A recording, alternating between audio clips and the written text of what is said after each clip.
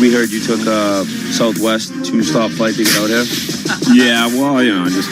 Carve up the ice with NHL at the rink. The other day, I wrote a story. Artemi Panarin, Semyon Varlamov, Sergei Bobrovsky, they all helped arrange for the purchase of N95 masks to benefit hospitals in their respective markets. This is another one of those positive stories you're seeing. Or create your own power play with Locked On NHL. All these teams invested future assets to take a run at the Stanley Cup right now. Like, all of those teams would have a real serious gripe, like trading these multiple first-round picks to make a run at a cup. You're right. Discover these and more NHL podcasts right here on TuneIn. In case you didn't know, TuneIn lets you listen to the same radio stations you pick up on your home or car radio, except you can hear them from anywhere. If you want to find a station from somewhere else in the world, navigate to the By Location section under Browse. Keep exploring with TuneIn. Did you know that with TuneIn's local radio feature, you can stream live FM and AM stations broadcasting in your area? Discover local news, talk, and music stations. Navigate to the local radio section under Browse to listen locally on TuneIn. Let's be honest, we all spend too much of our day on social media. But at least you can spend your endless scroll time to discover new things on TuneIn.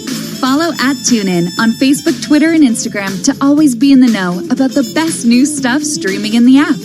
From breaking news stories and live sporting events. He does! Fabry wins it! To standout stations and podcasts. Stay in touch with TuneIn. Brian Windhorst and the Hoop Collective Podcast. What about Giannis Antetokounmpo? He is going to be eligible to sign a Supermax extension, which we were projecting to be worth $240 million this summer. Well, if the salary cap drops, and even if he's wonderfully happy in Milwaukee, it may make no sense for him to sign when he can just wait a year and wait for the revenues to recover and then lock in. Subscribe to Brian Windhorst and the Hoop Collective. Search the Hoop Collective to listen. Sports fans, this is David Jacoby telling you to check out the Chicago Bulls documentary, The Last Dance, as it continues this Sunday at 9 p.m. Eastern on ESPN. Our biggest challenge is us. I am cursing this mentality of competitiveness. Competition was an addiction. Every game is a battle. Dennis, get up here! And then, immediately after the show, listen to Jalen Jacoby's After Show podcast featuring The Last Dance director, Jason Ayre.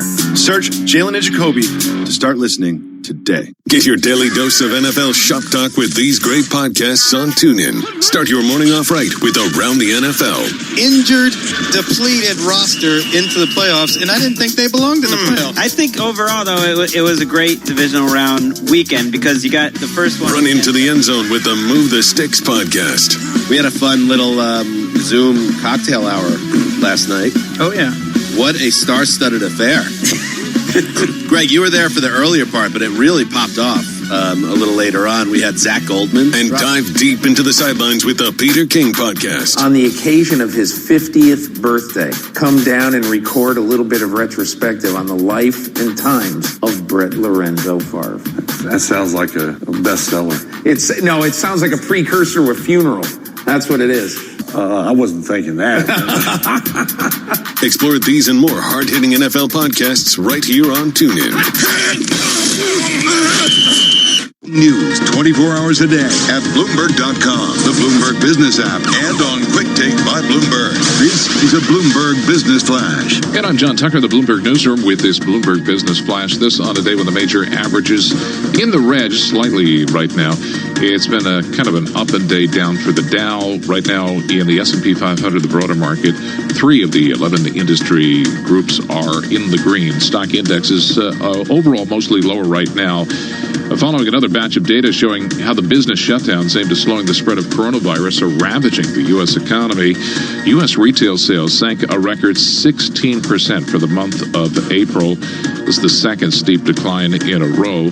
Federal Reserve also reported the industrial production plunging a record 11.2% for the month of April. Right now, the Dow Jones Industrial Average is down 70 points. That's down 0.3%. We're at 23,355. The S&P 500, 11 points lower. That's down 0.4% at 2840.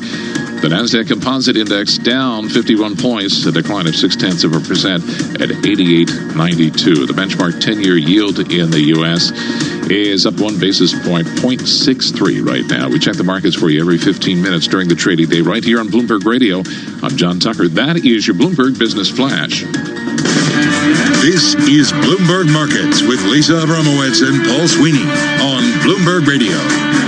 Well, one of the key issues for the healthcare industry right now, beyond testing, is really trying to find a vaccine for this coronavirus. And there's lots of news headlines crossing the tape almost every day about how different companies in different countries are approaching this. To get a sense of kind of where we are in terms of a vaccine, we welcome Sam Fazeli. Sam is the Director of European Research for Bloomberg Intelligence, but his real value add is that he's one of the top pharma and biotech analysts out there on the street. He joins us on the phone. Sam, thanks so much for joining us here. All right, so we've had a lot of headlines just sort of past few days, really, about different big pharma companies talking about their paths to getting to a vaccine. Where do you just give us a lay of the land of where you are, where you think we are in terms of a vaccine here? Sure. Hi, Paul. So we've got, and thanks for the kind words. We've got couple of companies now in what you would call a phase 2 stage of developing. So I think Pfizer's gone that way. CanSino from China is in phase 2. I mean, with vaccines, of course, phase 2 is a little bit it's a bit different to drug development. Drug development phase 2 often means that you've gone into patients, whereas phase 1 is healthy individuals. But vaccines is constantly tested in healthy individuals. So I think here we're talking about a larger patient set, and maybe they've chosen a dose that they want to test more and broader. So that's where we are now, and obviously there's lots of we're still waiting for some published data to look at. Sam, we've heard reports about China accelerating their efforts for a vaccine and starting trials in individuals. What do you hear on that front in terms of how much that will accelerate their progress in getting a vaccine first? Well, so there are many ways of accelerating this apart from taking shortcuts and just putting the vaccine into more and more individuals. You can do some manufacturing expansion at the same time. You can do some animal toxicity analysis at the same time. You can try different versions of the same vaccine at the same time. So that would be what I would assume is accelerating. But at the end of the day, I'm assuming everyone was already doing that because there's really not, we don't have time to hang around here to go step by step. So that's what people should have been doing anyway. So Sam, we have to watch out that it's not all window dressing. Yeah, so Sam, one of the controversies is who gets it, when and if there is a vaccine, who gets it first? I know there's some news out this week that Sanofi was saying that it will go to America first because American government has been contributing to the research. How does that typically work in terms of vaccines? Should everybody get it at the same time? Should it be preferential treatment? How does that work? Well, so we've never had this situation before, Paul. I mean, we've talked about this a little bit, maybe once or twice before, but we've never really had this situation before. We've got world manufactured vaccines and travel vaccines. People take them when they need to go traveling. The more broader flu vaccines, etc. It's been less of a who do we give it to? More of are enough people getting vaccinated?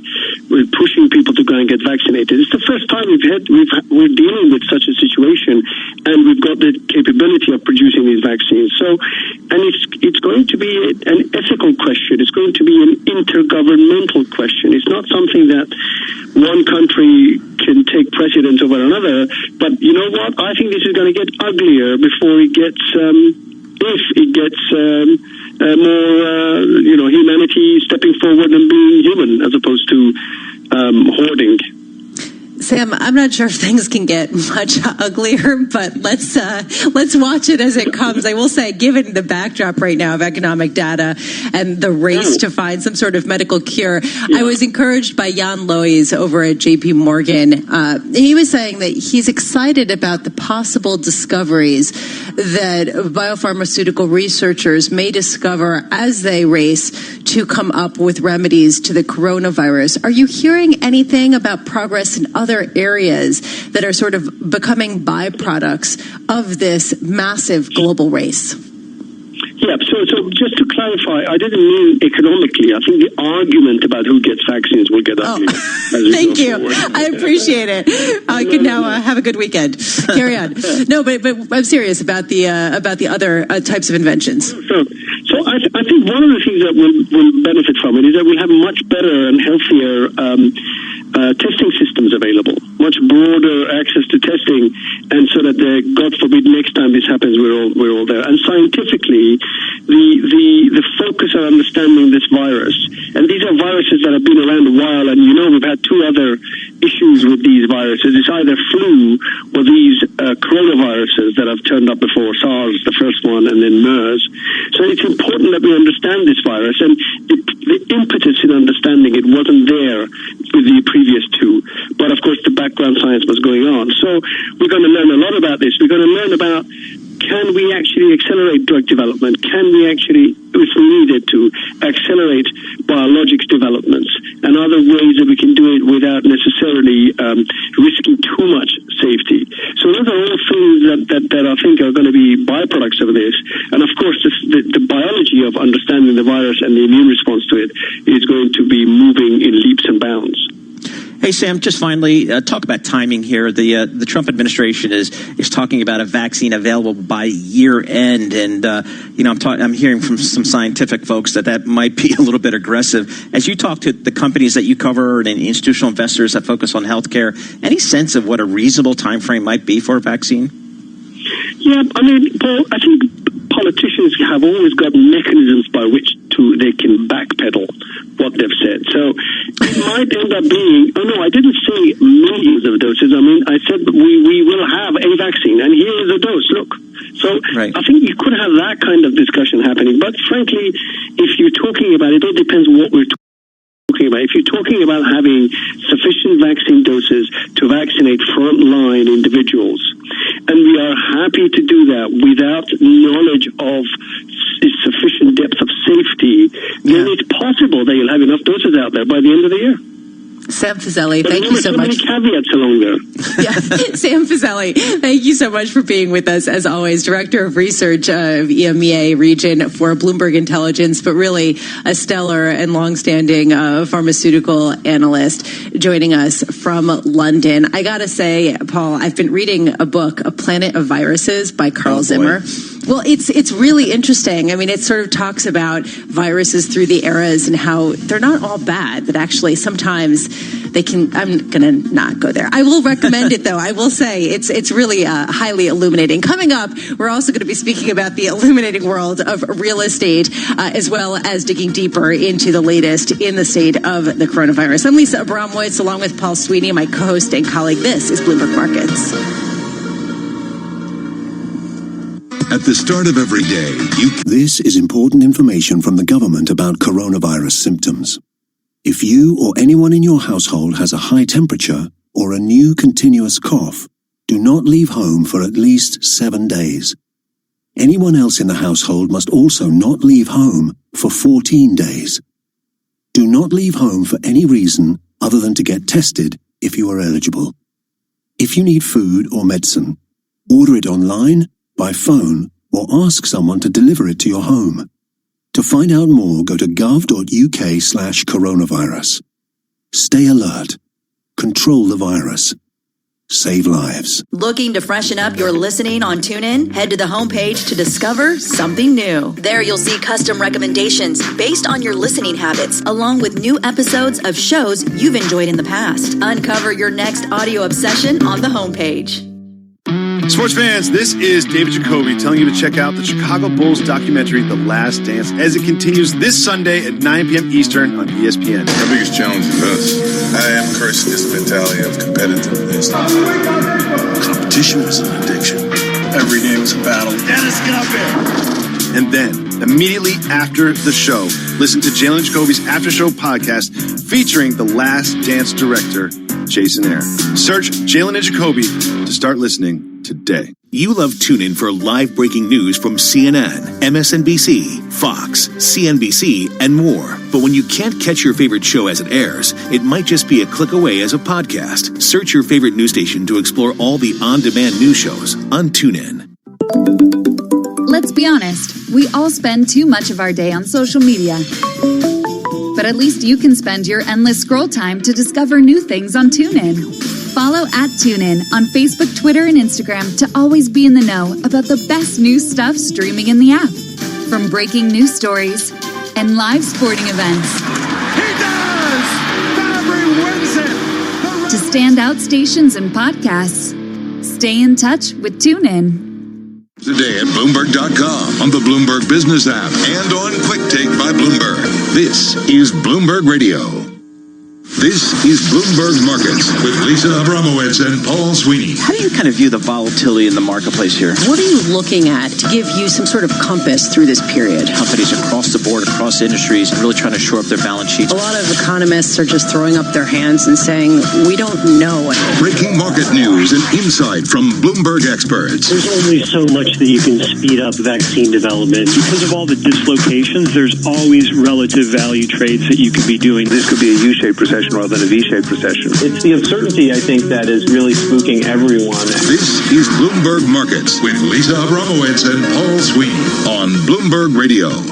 Coming up, it looks like trade tensions between the U.S. and China are heating up. We're going to get a sense of what that means for markets. Our traders really paying attention. Plus, we're going to chat with Kathleen McNamara, Senior Municipal Bond Strategist at UBS Wealth Management, about her new look at the municipal bond market. But first, let's go to John Tucker of Bloomberg News for a Bloomberg Business Flash. John, what do you have? All right, Paul, 9 of the 11 industry groups at the S&P 500 lower right now. Chip makers among the biggest decliners after the Trump administration announced it's restricting the ability for Huawei to use U.S. technology. Also, the government reporting U.S. retail sales, they sank to a record 16%, sank a record 16% in April. Michael Hewson at CMC Markets says stocks are going to struggle from here. I think the upside remains very, very difficult. I think we're at the top end of the recent range. I think we are going to struggle to go much higher from where we are at the moment. And I think further volatility with a slight bias towards the downside is probably where I think we will probably go. Most active right now, shares of Sorrento rising as much as 60%. There was a report from Fox News. The company said it had discovered an antibody that could protect against coronavirus. You have to consider the source of that information. Right now, you have the S&P 500 down 28 points. That's down about 1%. The Dow Jones Industrial Average down 216 points, 23,408. The NASDAQ Composite Index is down 96 points. That's down 1% at 88.48. 10-year yield right now, 0.62%. And we have oil rising today. Brent up 13 cents, 31.26. NYMEX crude up 3.5% up 95 cents, 28.51. And we check the markets for you every 15 minutes during the trading day right here on Bloomberg Radio. I'm John Tucker, and that is your Bloomberg Business Flash. Lisa and Paul. Thank you so much, John Tucker. And yes, I am reading a book about pandemics amidst a pandemic. And not only that, but I bought the board game Pandemic so that we could play Pandemic together. We got to embrace the theme. Right now, let's embrace small and mid-cap stocks. Dave Wilson, Bloomberg Stocks Editor, joining us now. A bit of a divergence from recent trends, Dave. Yes, just a bit. I mean, considering the Russell 2000 index is actually higher in today's trading, up about 0.25% when you see the S&P 500 down 0.9%. The smaller companies doing better on the day. John Tucker mentioned the best performer in the Russell just a moment ago, Sorrento Therapeutics. The ticker there is SRNE.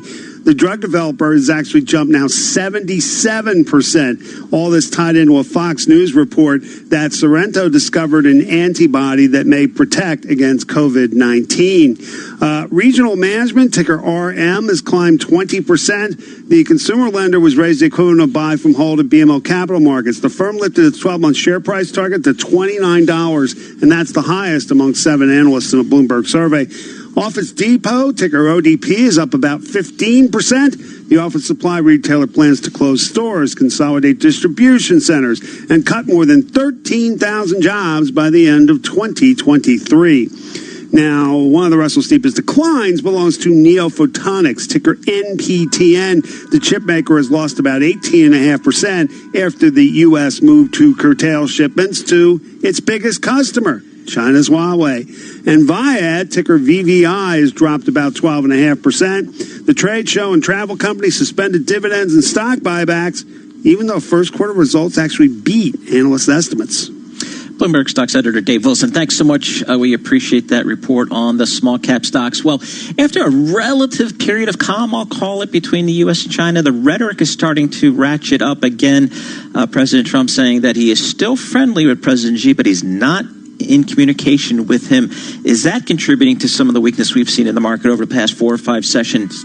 Vincent Signorella, global macro strategist for Bloomberg News, joins us on the phone. So, Vince, again, we've had a kind of a weaker tape this week. To what extent do you think any China trade tensions, any tensions between the two governments as it relates to the virus, is that spooking investors at all, do you think? Yeah, I think so, Paul. I think that's really, you kind of hit it on the head of what's really bothering us this week. And the virus is something I think people have just, taken in stride, in the sense that we knew numbers were going to be bad in this quarter, especially in the month of April. That was totally out of everyone's control. But the China trade tensions just adds just another issue, another ember to start a little smoking fire, if you will, that the equity markets just really can't price in at the moment. I just want to apologize. Someone's talking a lot outside my window and somebody else is playing. This is live radio in New York City. When the Saints go marching on with the trombone. So welcome to New York City. Maybe this is signs of life. Vince Signorella, thank you so much for being with us. I want to talk a little bit about the renminbi, because it's been climbing, or I should say weakening versus the dollar. It's crossed that 7 yuan per dollar threshold. At what point do you start to pay more attention to this as sort of a harbinger of more disruption in the emerging market complex? It's going to have to go a bit further, and I think you'd have to see a situation, something in the 720, 725 range, before markets would really raise an eyebrow. The PBOC really keeps a tight control on the onshore, and as a result of doing that, the offshore, the spread between the two can only go so far, because it gives the Chinese banks an opportunity to arbitrage that and keep it under control. There's a lot of dollar loans in the China economy, so too weak a yuan would basically put too much pressure on their domestic economy, which is something they can't afford. So they'll keep this in a range. We'll see a little pressure on it as trade tensions pile on again. But as that passes, it tends to fall back down again. And most of the traders that I'm talking to these days feel like, while this is affecting the markets, I don't think anyone really believes heading into the election that the president is ready for an all-on trade war. Even though it does speak to his base to some extent, the economic impact would be devastating, and I don't think he wants to see that going into election time, especially with every House seat up for re-election. It just wouldn't play well for the Republican Party. Hey, Vince, speaking of the House here, it's fiscal stimulus has been a big part of the toolbox that the government has used, in addition to the Fed easing monetary policy to try to, blunt some of the negative impacts from the coronavirus here. How much is the market kind of focusing on the next wave of fiscal stimulus? The House, Nancy Pelosi, has proposed a $3 trillion package, really focusing a lot on state and local municipalities. How important is that for the markets here? I think it's really pretty important, especially since Powell mentioned it in the speech just a couple of days ago. The problem is how far apart they are. The Republican Senate, essentially what this really is politics. The House is passing a bill that is essentially a Democratic-sponsored bill. The prior bill, I believe, came from the Senate, which was Republican. I don't think either side wants to give each other a win, although the Democrats seem to be moving less in a political lane in this issue than the Republicans may be at the moment. But if push comes to shove, if the economy falters, they will come together and do something. There's no way they're going to let the economy fall even farther down the hill simply because of political situation.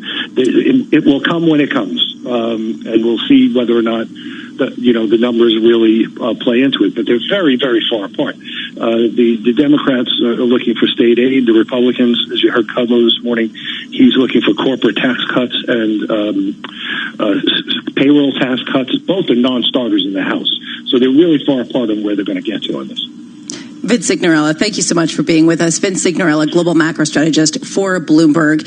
And I think a lot of people are betting that you are correct in the sense that there will be something passed, and that seems to be what's priced into markets. The question is when, and will it be soon enough?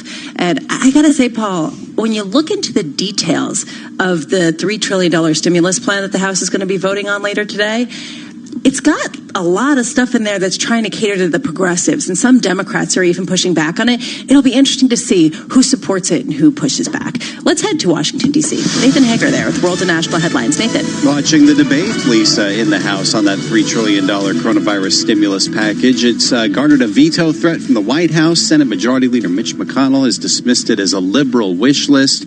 Greg Valliere with AGF Investments tells Bloomberg Daybreak the bill should pass, but only in the House. Then I think we go into a hiatus, maybe a couple of months before we get something enacted, maybe in late July. But there will be another bill. Even Mitch McConnell yesterday conceded that there's going to have to be more. White House economic advisor Larry Kudlow said today the measure seems off target. In an interview with Fox Business, he said the U.S. economy is essentially still in free fall, though he's looking for glimmers at the margin. In about an hour, President Trump gives an update on vaccine development in comments from the White House Rose Garden. White House counselor Kellyanne Conway.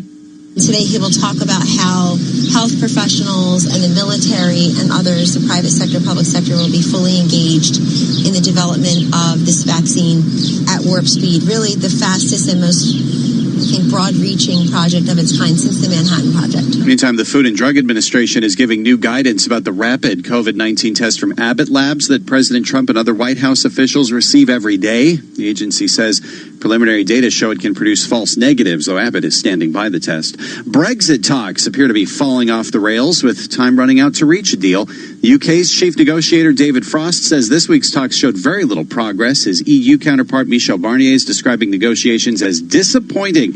Only one more round of talks is left before politicians meet next month to decide whether they're worth continuing. Global news on air and on Quick Take by Bloomberg, powered by more than 2,700 journalists and analysts in more than 120 countries.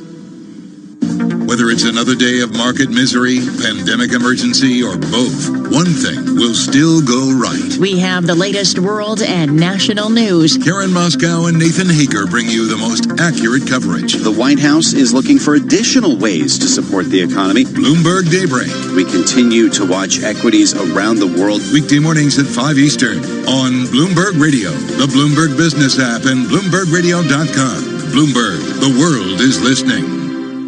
Hi, everyone. Al Roker here. As a guy with his own catchphrase, I appreciate that after 75 years, Smokey's only said, "Only you can prevent wildfires." But I'm filling in because there's a lot more to report. Like when it's dry or windy. Be careful burning yard waste, because wildfires can even start in your neck of the woods. Go to SmokeyBear.com to learn more about wildfire prevention. Brought to you by the U.S. Forest Service, your state forester, and the Ad Council. In-depth analysis, concise reporting, need-to-know global business news. Around the world and across the markets, Bloomberg connects the dots for decision makers. Stay on top of today's headlines. Follow big breakthroughs in tech. Understand the latest political issues. See how the world's wealthiest are spending their money. Track what's happening in the markets, and much more. Subscribe today to Bloomberg, the global standard for business reporting. Get it all at Bloomberg.com/subscriptions. To protect his home and family from disaster, Steve used courage, wisdom, and his camera phone. That should do it. Way to go, Steve! By simply taking digital pictures of his family's important documents, Steve can always have them stored safely online, no matter when disaster strikes. Learn other simple ways to protect your home and family before a natural disaster at ready.gov. That's ready.gov. A message from FEMA and the Ad Council. The world's financial decision makers. A half-price dream holiday, wouldn't want to miss that. A takeaway for free, wouldn't want to miss that. And 30 gigs data for just £10 a month on Smarty Mobile. You definitely don't want to miss that. Our Smarty SIM comes packed with 30 gigs of data and unlimited calls and texts for just £10 a month on a 1-month plan. That's why Smarty won Best Value SIM-only network in the Uswitch Mobile Awards 2020. Don't miss out. Search Smarty Mobile. Smarty. Simple, honest mobile. Smarty.co.uk. This is a message from the government about the emergency measures to support the economy during the period of disruption caused by the coronavirus. To help you, your business, and your workers affected, you can apply for cash grants, business rate holidays, statutory sick pay relief packages, as well as the coronavirus job retention and self-employment income support schemes. For information, go to gov.uk/business-support now. Picture in your mind a stylish Audi with striking LED headlights, sporty alloy wheels, and some of our most advanced features, including a 10-inch digital cockpit and smart assistant systems like lane departure warning. Picture what that Audi looks like. Now think smaller. The Audi A1. It's not a small car, it's a small Audi. Visit audi.co.uk. Audi. Vorsprung durch Technik. Where will 2020 take you? Somewhere where people care. About each other. About our planet. About creating a better world for everyone. And becoming the best versions of yourselves. Join a community of like-minded individuals at the University of Winchester. Make sure to accept your offer by the UCAS deadline and visit our website to find out more. See the bigger picture. Be the difference. Go to winchester.ac.uk. Right now, we're all depending on the digital world that little bit more. And Barclays Digital Eagles are here to help everyone develop the skills they need. From Tea and Teach, supporting those who are new online, to Code Playground, teaching kids how to code. Since 2013, we've been helping everyone develop digital skills. And now more than ever, we're here to help. To find out more, search Digital Eagles. Barclays, we're working to make money work for you. In case you didn't know, TuneIn lets you listen to the same radio stations you pick up on your home or car radio, except you can hear them from anywhere. If you want to find a station from somewhere else in the world, navigate to the By Location section under Browse. Keep exploring with TuneIn. Let's be honest, we all spend too much of our day on social media. But at least you can spend your endless scroll time to discover new things on TuneIn. Follow @TuneIn on Facebook, Twitter, and Instagram to always be in the know about the best new stuff streaming in the app. From breaking news stories and live sporting events. Yeah, but it's unique times. I think there's unique circumstances, and we're trying to standout stations and podcasts. Stay in touch with TuneIn. The NHL is always on the ice with these awesome hockey podcasts on TuneIn. Get your goal with the Spittin' Chicklets podcast. Brian Yandel, Keith Yandel, thanks for coming on. What's going on? Nothing much. Glad to be here. You guys got some nice digs here. We heard you took Southwest 2-stop flight to get out here.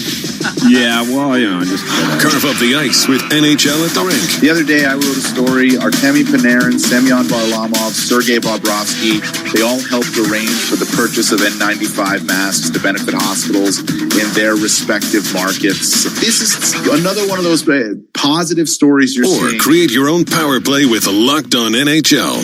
All these teams invested future assets to take a run at the Stanley Cup right now.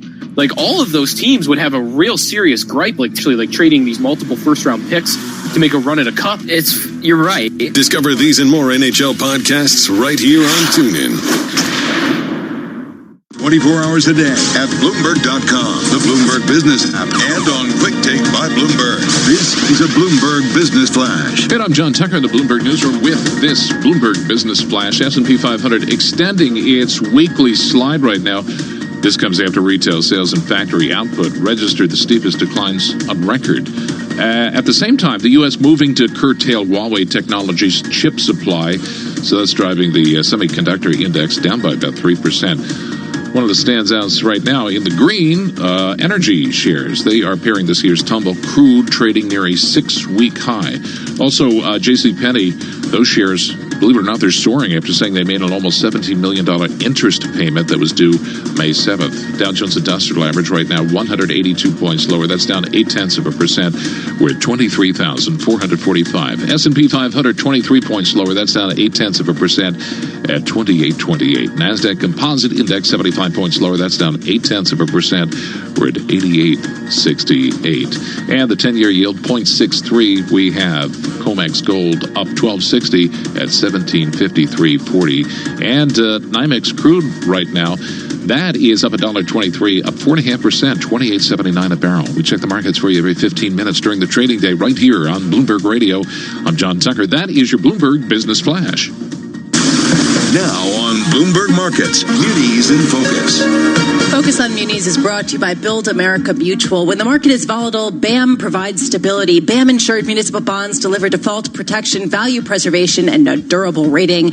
Ask your broker about BAM insured municipal bonds. Well, if you ask somebody, what's the outlook for municipal finances right now, they might say, not great, Bob. Not so great. Right now, we are facing a huge deficit in cities across the country. And joining us now with a comprehensive look is Kathleen McNamara, Senior Municipal Bond Strategist at UBS Wealth Management, which put out a report highlighting just how bleak the situation is. Kathleen, can you start with just an overview, a historical perspective of how bleak this is relative to previous difficult times in the U.S. economy? Sure. I mean, in our report, we do talk about the fact that this, COVID-19 is really what we look at as an exogenous shock to the system. Certainly we've been through crises before, the financial crisis just 10 years ago, but that was really triggered by, a banking crisis. And in this scenario, the banks actually were in a strong position going into this crisis. So here we're dealing with something we haven't dealt with before. We're dealing with a health crisis, which has turned into a financial crisis, which in turn is weighing on almost every area of the municipal bond market. And we do go through all of the different sectors in the muni market and what we see going forward. So, Kathleen, what are some of the sectors that are kind of most at risk here? I know the pain is pretty broad-based, pretty deep, but what are some of the sectors that kind of jumped out at you? Yeah, the sectors that we talk about in the report that jump out to us as going to experience the most stress is the private higher ed sector, as well as the healthcare sector. By contrast, states, I know there's a lot of, negative headlines with respect to states. But we do think that, states are going to benefit from this, municipal liquidity facility that the Fed has established. And we also believe that, states have more flexibility, to manage their finances through the crisis. So it's really the higher education sector that we do have the most concern about. In that sector, we believe that we're going to see some, substantial near-term student enrollment pressures. We're going to see some decline in investment portfolios, as well as, the role of technology. I mean, what we're seeing now is that some of these, universities have shifted to online classes, and that has meaningful implications for the sector. Of course, there's the institutions with large endowments and strong brands. We think those will be resilient and easily adapt to the changes and retain their market position. But by contrast, some of the smaller liberal arts colleges that already face demographic and financial challenges, we do think that, the impact from COVID-19 is going to be meaningful. We are expecting some sort of financial bailout, or perhaps that's the wrong word, rescue financing from the federal government to states, municipalities. But they've made it very clear that they don't want to backstop governments that have been irresponsible with their finances heading into this. And that really speaks to pension underfunding, which has gotten dramatically worse. What's the consequence there for the situation that the pensions are in, given the fact that I can't really foresee how some of them are going to meet their upcoming obligations without a dramatic shift in the market? Yeah, I mean, pensions obviously, are an issue, for some of the states and local governments, not all. And actually in our report, we do rank all 50 states in terms of their pension funding metrics. So we always want everybody to know that, the states that are experiencing the most stress, are in the headlines, but it's not every single state. With that, what can they do? I mean, we are hopeful that there will be some more aid coming to state and local governments. I mean, the House is expected to pass a bill today that will include another $1 trillion in aid to state and local governments. Of course, I don't think that full amount is going to gain approval in the Senate, but on the bright side, it is a starting point for negotiations. And the other thing is, the fact that the Fed has established the municipal liquidity facility. I mean, this is something different than what we saw during the financial crisis. So I think it's showing that the Fed is willing to do, whatever it takes to help these state and local governments, move along. I mean, on the flip side, what you mentioned is there's no appetite to bail out certain states that have not been managing their pension issue through the years. So that's really the sticking point, and becomes quite political. Kathleen, thanks so much for joining us. We appreciate your perspective on the municipal bond market. Kathleen McNamara, Senior Municipal Bond Strategist for UBS Global Wealth Management. And Lisa, it's going to be really interesting to see the political kind of machinations here over the next several days and maybe weeks between the Democrats and Republicans as it relates to this new fiscal stimulus plan. The prior fiscal stimulus plans were generally bipartisan, passed fairly quickly. This one appears to be a little bit more contentious, and I think it does go in part, as Kathleen was suggesting, to funds for state and local municipalities. Yeah, this is the House Speaker Nancy Pelosi bill. It's a $3 trillion bill. Mitch McConnell, the Senate leader, majority leader, has said it's dead on arrival, so it's not going to pass the Senate in its full form. But he is going to take cues to some degree from Jay Powell and Steve Mnuchin, who are testifying together in front of the Senate Banking Committee next week on Tuesday. Yep. Very curious to hear what they have to say. Yeah, I mean, you think about some of the data points we've seen this week, Lisa, in terms of the jobless claims and then the retail sales today. There's certainly enough economic data out there to prod both houses, both sides, to move forward with some fiscal stimulus, because there is real pain out there in the U.S. economy. We'll have more coming up. This is Bloomberg. This is Bloomberg Money Minute. Stocks extending its weekly slide with the Dow dropping 200 points. Retail sales and factory output registered their steepest declines on record. Also weighing on the markets, the Trump administration has dealt another major blow to Huawei Technologies by curtailing its chip supply, escalating a campaign against the Chinese company. That's driving semiconductor stocks lower. Vitamin retailer GNC got permission from lenders to push back payments that were due this week to August. This gives the company more time to negotiate with debt holders after warning earlier this week that without an extension, it might have to file for bankruptcy. And Kroger under fire from employees and unions over its plan to scrap its extra $2 an hour in hazard pay this weekend. The company disclosed CEO Rodney McMullen was awarded $21.1 million in compensation in 2019. Compare that to a worker who got less than $27,000 in pay and benefits. Courtney Donahoe, Bloomberg Radio. You know your body, and you know when something's off, when something doesn't feel quite right. Don't ignore symptoms like fatigue, joint pain, rashes, and fever. They could be signs of lupus. Listen to your body. Take care of yourself. We're here to help you take control of your health. Learn how at BeFierceTakeControl.org. Brought to you by the Lupus Foundation of America and the Centers for Disease Control and Prevention. Bloomberg and Eaton Vance are proud to present a Boston Pop salute to our heroes. This Independence Day, the orchestra's 4th of July tradition continues. The program will feature guest artists, highlights from past fireworks displays, new music paying tribute to the heroes of the current health crisis, and honoring the memories of those we have lost. Watch and listen Saturday, July 4th, starting at 8 Eastern, exclusively on Bloomberg Television and right here on Bloomberg Radio. In-depth analysis, concise reporting. A half-price dream holiday, wouldn't want to miss that. A takeaway for free, wouldn't want to miss that. And 30 gigs data for just £10 a month on Smarty Mobile. You definitely don't want to miss that. Our Smarty SIM comes packed with 30 gigs of data and unlimited calls and texts for just £10 a month on a 1-month plan.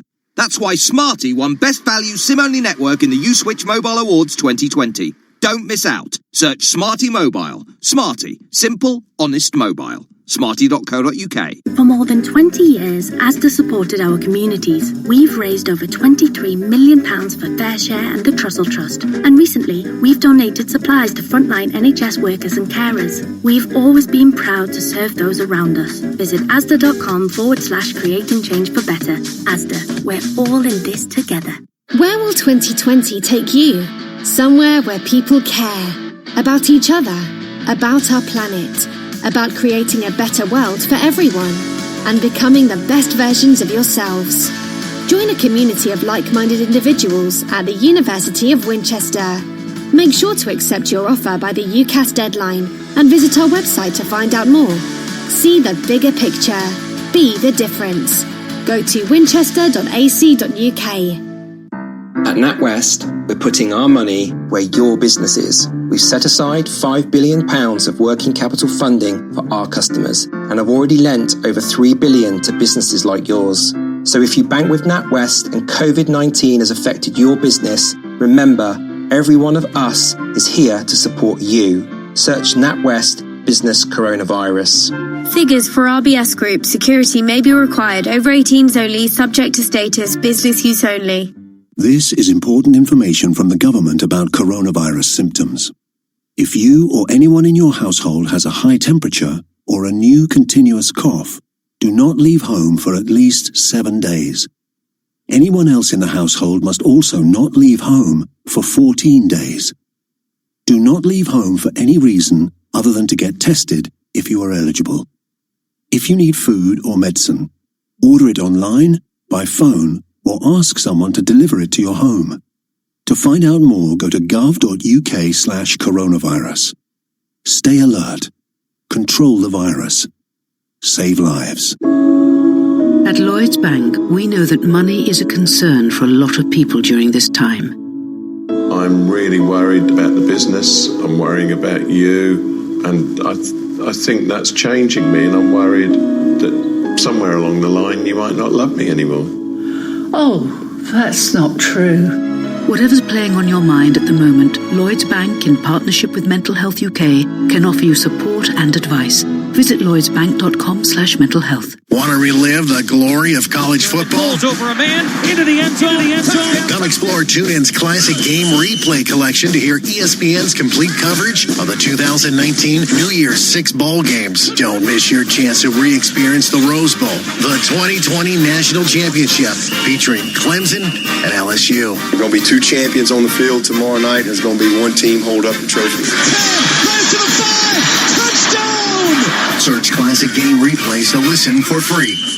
From the Bloomberg Interactive Broker Studio in New York, Bloomberg 1130 to Washington, D.C., Bloomberg 99.1 to Boston, Bloomberg 106.1 to San Francisco, Bloomberg 960 to the country, Sirius XM Channel 119, and around the globe, the Bloomberg Business app and BloombergRadio.com. This is Bloomberg Markets.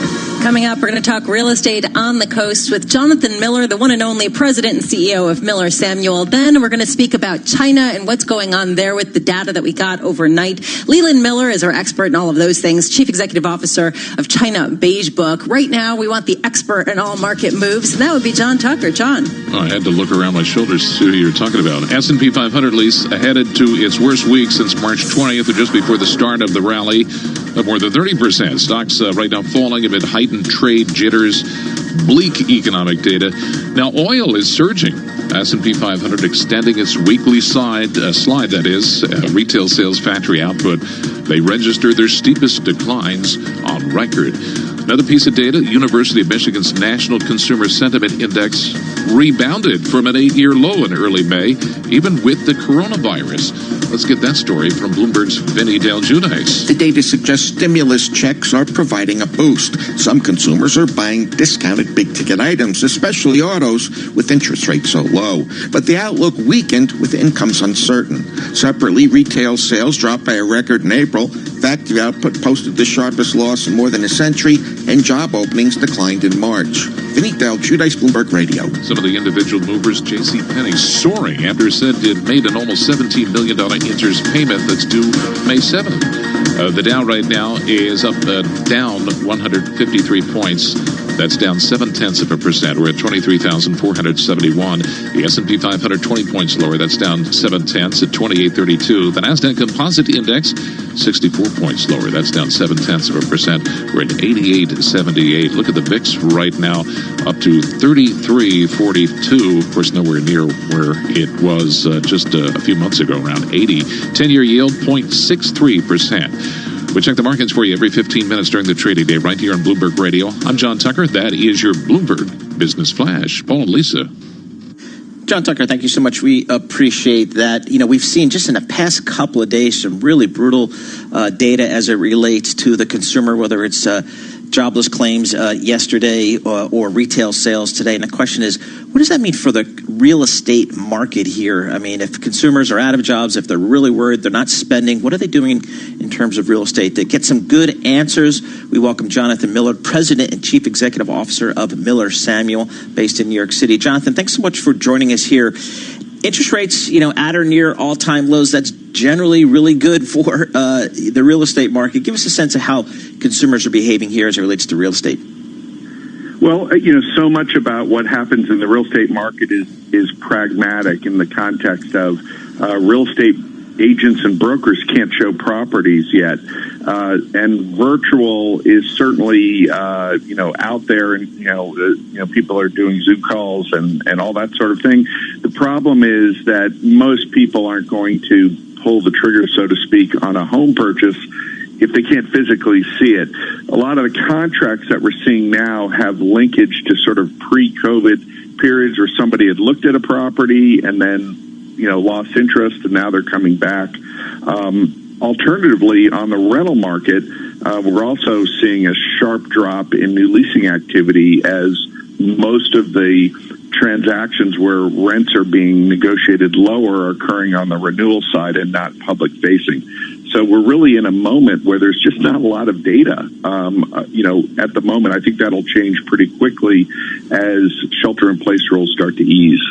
And we're starting to hear about areas outside of the major metropolitan areas and the coasts picking up traction quickly, even sight unseen, people trying to just buy houses that are outside of the most densely populated areas. Does that give you a hint about a possible exodus from New York City, San Francisco, some of these other areas that have been harder hit? Well, we're already seeing, an outbound migration, at least in inquiries, but the initial wave is predominantly rental inquiries, as urban dwellers are sort of testing the waters for, suburban life. We've actually seen this before. This occurred right after 9/11, and within 2 to 3 years, that outbound migration reversed.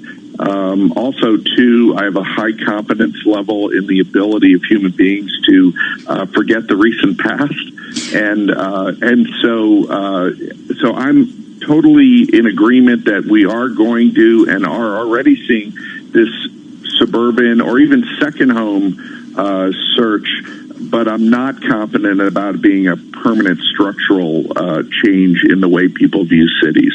Jonathan, there is a question, though. Is this time different given the remote work type situation, the idea that working from home is gaining traction in a way that it never has before? Does that change the equation?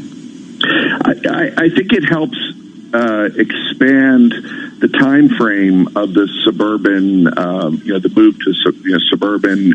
But commute times, I think it's a little premature to declare that people are going to be buying houses, the mainstream, not on the margin, because they don't have to go into the office. I don't.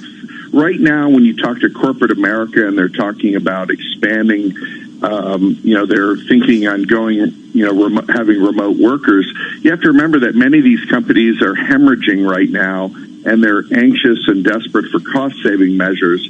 And so I don't know if that mindset is going to remain in place 2 or 3 years from now, but it certainly helps expand the time frame that this potentially could happen. So, Jonathan, as we look to the other side of this pandemic, and let's assume there is a vaccine out there in some reasonable period of time, how do you expect, and given where rates are, and a lot of people expect rates to be lower for longer even before the pandemic, how do you expect the U.S. kind of real estate market to play out? Well, what we're already seeing in markets that have allowed the showing of real estate by the brokerage community, we're already seeing a real uptick. It's still far below normal, but we're seeing a rapid increase in pending sales. Now, it's not clear whether this is a function of just a release of pent-up demand over the last couple of months, or this is just the market racing to get back to normal. We certainly have extensive job loss, and that weighs heavy on how this looks post-crisis.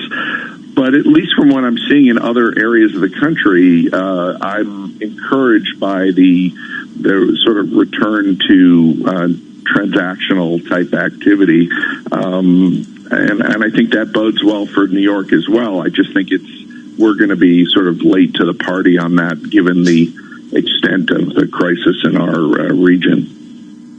Jonathan Miller, thank you so much. It is wonderful to have you on. It's really wonderful perspective from your decades of experience, Jonathan Miller of Miller and Samuel, just really highlighting the nuance here as we look to a post-pandemic world of real estate. Right now, let's head down to our 99.1 studios in Washington, D.C., where they are closely monitoring the debate taking place in the House later this afternoon. Nathan Hager. Yeah, the debate is underway, Lisa, and we do expect a vote later today on a massive $3 trillion round of coronavirus stimulus on top of the $3 trillion that's already passed. The 1,800-page package includes nearly $1 trillion more for state and local governments, another $1,200 cash payment to individuals, and a host of progressive priorities. Democrat Jim McGovern chairs the House Rules Committee.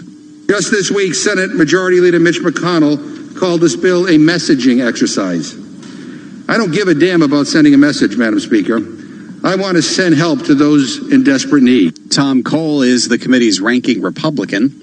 It's not a stretch to say that this bill is nothing more than Democratic policy agenda masquerading as a response to the coronavirus crisis. The White House has threatened a veto. White House economic advisor Larry Kudlow calls the measure off the target. In the next hour, President Trump will officially introduce the leaders of the coronavirus vaccine effort he has dubbed Operation Warp Speed. He is expected to name the head of U.S. Army Materiel Command, General Gustave Perna, as the effort's chief operating officer. Former GlaxoSmithKline executive Moncef Slaoui will be named as senior advisor. The announcement in the White House Rose Garden comes a day after former federal vaccine expert Rick Bright told a congressional subcommittee that the U.S. doesn't have a plan for fairly distributing a vaccine once it becomes available. Hungarian Prime Minister Viktor Orban says he could return the emergency powers that he won in late March to rule by decree indefinitely. During a visit to Serbia, Orban said he needed those powers to fight the coronavirus and could return them to Parliament by the end of this month. Global news 24 hours a day on air and on Quick Take by Bloomberg. Powered by more than 2,700 journalists and analysts in more than 120 countries. This is Bloomberg. Hey, y'all, Jeff Foxworthy here. Now, if you've ever found yourself repeating the same thing over and over for 75 years, you might be Smokey Bear. Only you can prevent wildfires. That's why I'm filling in for Smokey to switch things up, because there's a lot more to say. And I should know because my grandfather was a firefighter. And one of the things he taught me is that the people that love the outdoors the most are often the ones accidentally starting wildfires, which means always BYOB. No, bring your own bucket to the campfire. And be extra careful with things like burning yard trimmings. Don't just walk away, or chances are you might be starting a wildfire. So for the love of the outdoors, go to SmokeyBear.com to learn more about wildfire prevention. Brought to you by the U.S. Forest Service, your state forester, and the Ad Council. 25 years ago, NJIT graduate Dick Sweeney co-founded Keurig Green Mountain, a company whose incredible innovations changed the way the world brews a cup of coffee. Today, he lectures widely on business leadership and is a strong advocate for NJIT's work to combine business education with the power of STEM.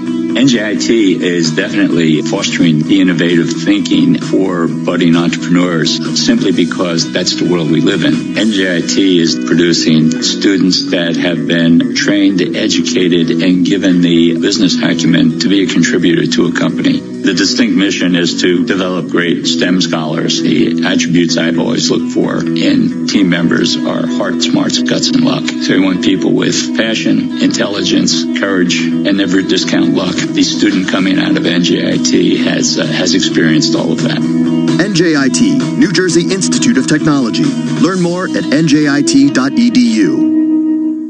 If knowledge is... Did you know that players of People's Postcode Lottery have raised over £500 million for charities and good causes? They've also won £63 million in prizes so far this year, and it could be your postcode next. Visit postcodelottery.co.uk/radio before midnight on the 21st of May to play in the June draws. PPL manage lotteries on behalf of good causes 16+. Conditions apply. Play responsibly. A half-price dream holiday, wouldn't want to miss that. A takeaway for free, wouldn't want to miss that. And 30 gigs data for just £10 a month on Smarty Mobile. You definitely don't want to miss that. Our Smarty SIM comes packed with 30 gigs of data and unlimited calls and texts for just £10 a month on a 1-month plan. That's why Smarty won Best Value SIM-only network in the USwitch Mobile Awards 2020. Don't miss out. Search Smarty Mobile. Smarty. Simple, honest mobile. Smarty.co.uk. Where will 2020 take you? Somewhere where people care. About each other. About our planet. About creating a better world for everyone. And becoming the best versions of yourselves. Join a community of like-minded individuals at the University of Winchester. Make sure to accept your offer by the UCAS deadline and visit our website to find out more. See the bigger picture. Be the difference. Go to winchester.ac.uk. This is important information from the government about coronavirus symptoms. If you or anyone in your household has a high temperature or a new continuous cough, do not leave home for at least 7 days. Anyone else in the household must also not leave home for 14 days. Do not leave home for any reason other than to get tested if you are eligible. If you need food or medicine, order it online, by phone, or ask someone to deliver it to your home. To find out more, go to gov.uk/coronavirus. Stay alert. Control the virus. Save lives. We're all in uncharted territory looking for ways to support our communities. At Dell Technologies, we're making sure small businesses have the right tech solutions. Dell Technologies advisors are here for you, helping small businesses stay connected and productive while working remotely with Windows 10 Pro and Microsoft Teams. We're standing by you every step of the way.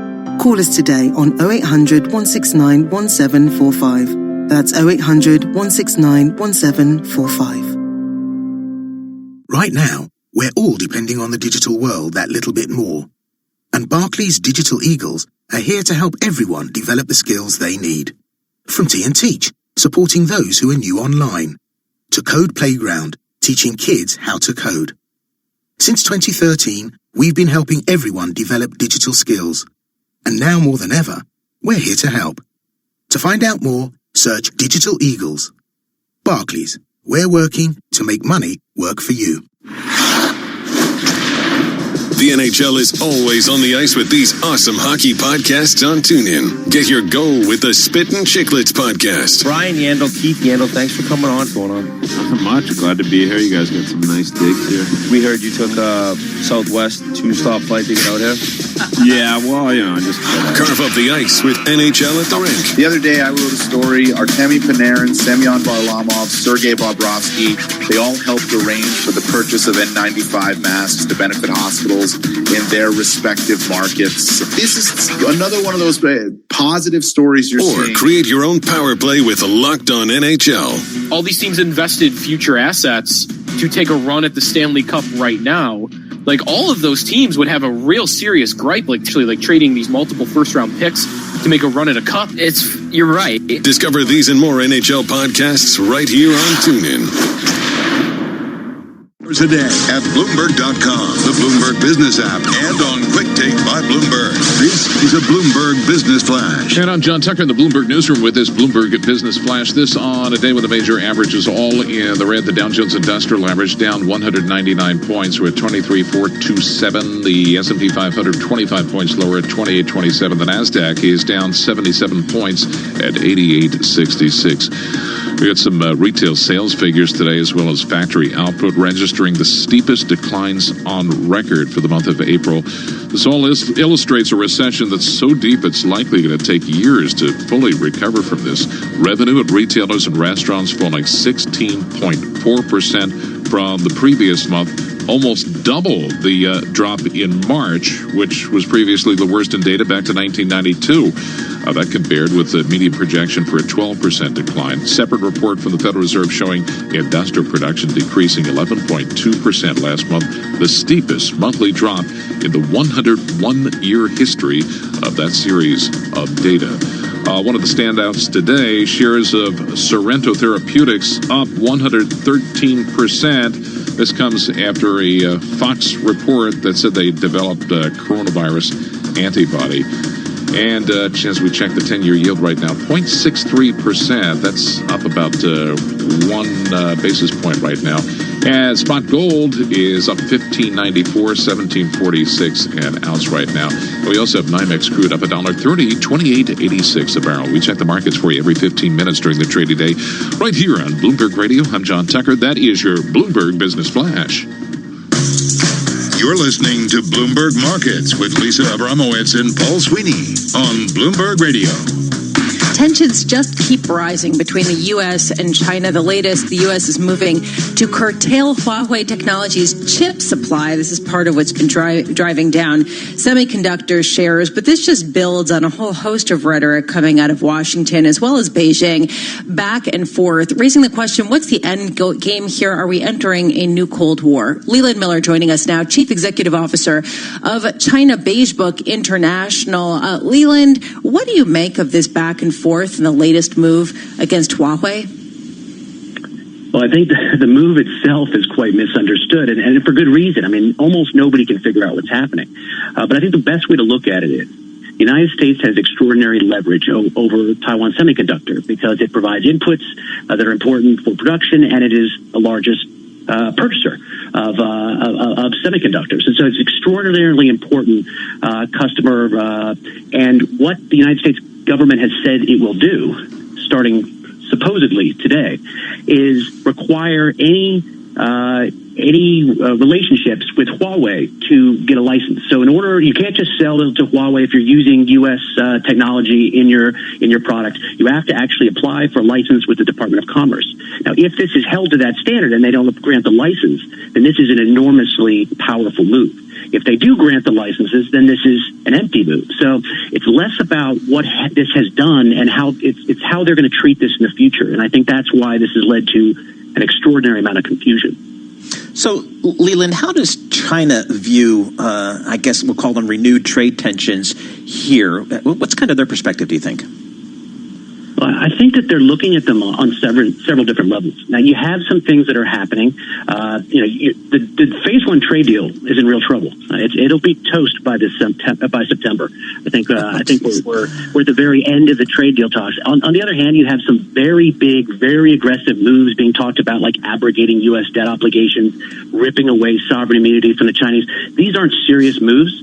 But if they move, if the White House moved in this direction, that there would be severe repercussions. And then there's certain things where they're just trying to digest these moves piece by piece. What's happening to Huawei? What's happening with the government pension fund cutting off flows to China? So there's so much going on that I think that the Chinese government is forced to look at this as what's important, what can we live with, and what is an absolute deal breaker in the relationship where we're going to start having real serious retribution. What's the end goal? I mean, I'm just extrapolating forward. Is there a red line? And then once we cross that, we move to phase X where Y happens. Is there something like that you're sort of foreseeing? Not yet, because everybody understands that so much of what's going on the U.S. side is about the 2020 election. So President Trump realizes that there are domestic difficulties with COVID and the state of the economy right now, and the safest platform is just to go tough on China. So the Chinese understand that. What they want to see is how much of this is going to be more than a couple months, how much of this is actually a game changer in the relationship. If phase one is suspended by September, which is our expectation, then that doesn't mean they can't pick it up in January if President Trump's reelected. That's not going to ruffle the waters too much, although you get some loud talk. If you ever saw serious movement toward ripping sovereign immunity away from Beijing for COVID-related lawsuits, I mean, that would create financial warfare on a scale we've never seen. So they're just taking their time to understand this. They get that most of this is empty rhetoric, and they're just trying to make sure that they don't overreact as this stuff gets played out before the election. How is President Trump's relationship with President Xi of China? I mean, President Trump has touted it as very strong and a really strong relationship. But how would you gauge that right now? And how important is it to have a good relationship? I mean, they're best friends. Look, if President Trump is being nice to China, I think they get along quite well. If he's not, then the relationship's allergic. For Xi, it's the same for Trump. So to the extent that they can get on the phone and they do have some semblance of a personal relationship to diffuse tensions, if they want to pull that escape hatch, I think there's something to that. But look, this is just politics. It's domestic politics right now, where the party tries to, confuse people about their initial reaction to COVID and claim that they've been doing a good job all around. That the administration in the United States has the same sort of issue. How can we distract from COVID and go tough on the Chinese? So a lot of this, again, politics, empty rhetoric. We still need to see what's going to be durable past the election, regardless of who's president. When you talk about Xi Jinping, I wonder how much his power is being challenged, especially given the data that we got overnight. Yes, we got factory output surging more than people expected in China, but the services data, real bleak, not coming back that quickly. What do you foresee economically for China for the foreseeable future? Yeah, I mean, that doesn't surprise us at all. The Chinese want to turn these factories on and start cranking things out. The problem is their order books are collapsing because there's not a lot of strength in the domestic economy. It's recovering, but at a slow pace. And, the external environment's falling apart because of the slowdowns or the shutdowns in U.S. and Europe and elsewhere. So there's a lot of problems. This is what we saw in our April survey. We've got our new May flash data coming out in, about 2 weeks. These are the dynamics that we've seen too, and it is putting Xi under severe pressure. It's one of the reasons why China sort of U-turned from this let's go out and be global leaders and really just backtracked to convincing their domestic population that everyone's ganging up on China and you have to defend the party. And this is why Xi's support and the party's support is relatively high at home, but why everyone around the world right now is mad at China for very aggressive diplomatic behavior. Leland, thanks so much for joining us. We always appreciate your perspective on all things China. Leland Miller, Chief Executive Officer of China Beige Book International. Lisa, it's it's really interesting. I always appreciate Leland's perspective here, suggesting here that a lot of this is just rhetoric from, I guess, both sides of it, but certainly as it relates to the U.S. side, as it relates to a presidential election coming up. And here's a topic that has proven to be very beneficial to President Trump and his base in a time when there's a lot of grim news out there as it relates to the economy and then the pandemic. The interesting thing, I think, is that the Democrats and Democratic candidate Joe Biden is also taking a very hard line. I mean, it's bipartisan, this anger toward China. My question is, at what point does the rhetoric go to a place where it cannot return, right? I mean, at what point do we cross some line where we do enter some sort of escalating spiral that both Xi Jinping and Donald Trump have a hard time backing down from? Yeah, exactly right. We will certainly be paying close attention to that. Coming up, Balance of Power with David Weston. He will drive the conversation forward with more data coming out from in response to the jobless data yesterday, and then, of course, resale sales today. This is Bloomberg. In addition to Bloomberg Radio, you can catch the latest news and biggest newsmakers on Bloomberg Television. Look for us on DirecTV Channel 353 or check your local listings. At the start of TSB believe in people helping people. So if you need a repayment holiday on your TSB mortgage, loan or credit card, get in touch and TSB will do what they can to help. To apply, go to tsb.co.uk. Interest will continue to apply and you will pay more interest overall. Terms and conditions apply. This is important information from the government about coronavirus symptoms. If you or anyone in your household has a high temperature or a new continuous cough, do not leave home for at least 7 days. Anyone else in the household must also not leave home for 14 days. Do not leave home for any reason other than to get tested if you are eligible. If you need food or medicine, order it online, by phone, or ask someone to deliver it to your home. To find out more, go to gov.uk/coronavirus. Stay alert. Control the virus. Save lives. Helen is dreaming of fighting a flock of 40-foot flamingos. But in reality, she's helping fight COVID-19 in her sleep. Like thousands of others, she's joined the Dream Team. By using the Dream Lab app, they're helping scientists speed up the search for potential treatments. I'll fight you. Keep fighting, Helen. Search Vodafone Dream Lab and join the Dream Team tonight. Dreamlab app is owned by Vodafone Foundation, an independent charity. Registration number 1089625. Full terms at vodafone.co.uk/dreamlab. Sports fans, this is David Jacoby telling you to check out the Chicago Bulls documentary, The Last Dance, as it continues this Sunday at 9 p.m. Eastern on ESPN. Our biggest challenge is us. I am cursing this mentality of competitiveness. Competition is an addiction. Every game is a battle. Dennis, get up here! And then, immediately after the show, listen to Jalen Jacoby's After Show podcast featuring The Last Dance director, Jason Eyre. Search Jalen and Jacoby to start listening today. In case you didn't know, TuneIn lets you listen to the same radio stations you pick up on your home or car radio, except you can hear them from anywhere. If you want to find a station from somewhere else in the world, navigate to the By Location section under Browse. Keep exploring with TuneIn. .com on the Bloomberg Business app and on Quick Take by Bloomberg. This is Bloomberg Radio.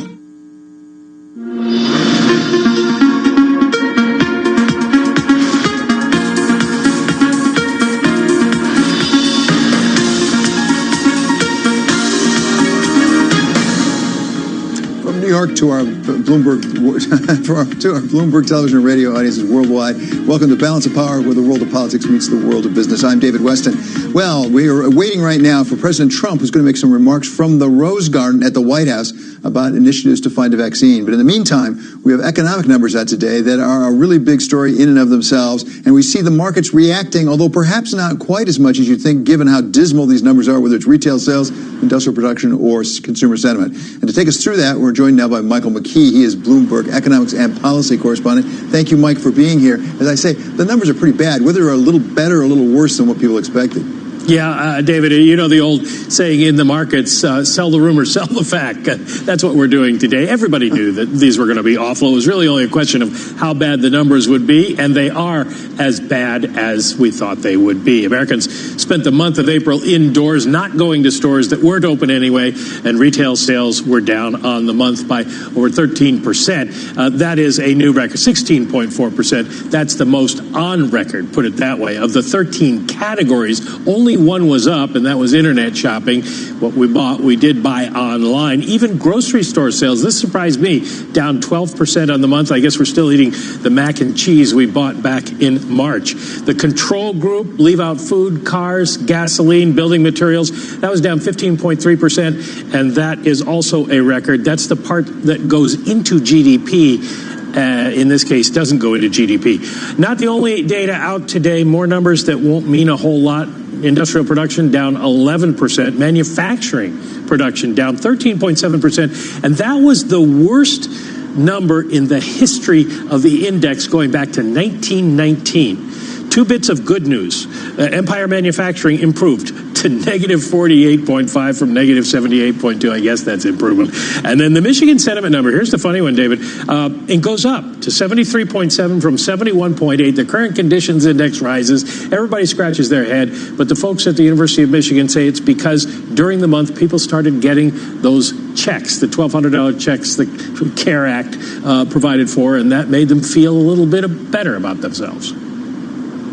Well, and that's the question, Mike. The question is, when is this over, basically, right? And is that more a matter of the unemployment, or will these checks, these massive amounts of checks coming from the government, really at some point start to pick up things like retail sales? It's probably not going to pick them up really quickly because a lot of categories that are in retail sales aren't things that are going to respond as fast. I mean, gasoline is big. Retail sales are calculated on a dollar value. Gasoline prices are down. They've risen a little bit this month, but they're down, so that's not going to go anywhere. And how much shopping are people going to do? How many restaurants are they going to visit right away? Those are the questions. It's going to take a while for spending to come back, and so it's probably going to be sometime June or July before you even see things bottoming out. The numbers are going to be bad for a while. We just have to get used to that. Yeah, and we look to China, frankly, to maybe give us some guidance. We had some numbers out of China that were not necessarily encouraging, which indicated that industrial production is coming up nicely on the supply side, but the demand side, the retail sales weren't bouncing back very fast. Yeah, one of the first things the Chinese did was put their factory workers back on the assembly lines, and they started building stuff again, which meant that industrial production rose by 3.9% on the month, which would be good news, except they're building things that nobody's buying because retail sales were down by 7% at this point, down 3.3%, and retail sales off significantly during the month. So at this point, if that's a model for where we're going, it's not going to make people very happy. At the same time, it'll take a month or so, but some states are starting to come back. I mean, we see it across the country. It varies state to state. That may mean that May we won't see much, but perhaps in June we might actually see whether some of the opening up has an effect.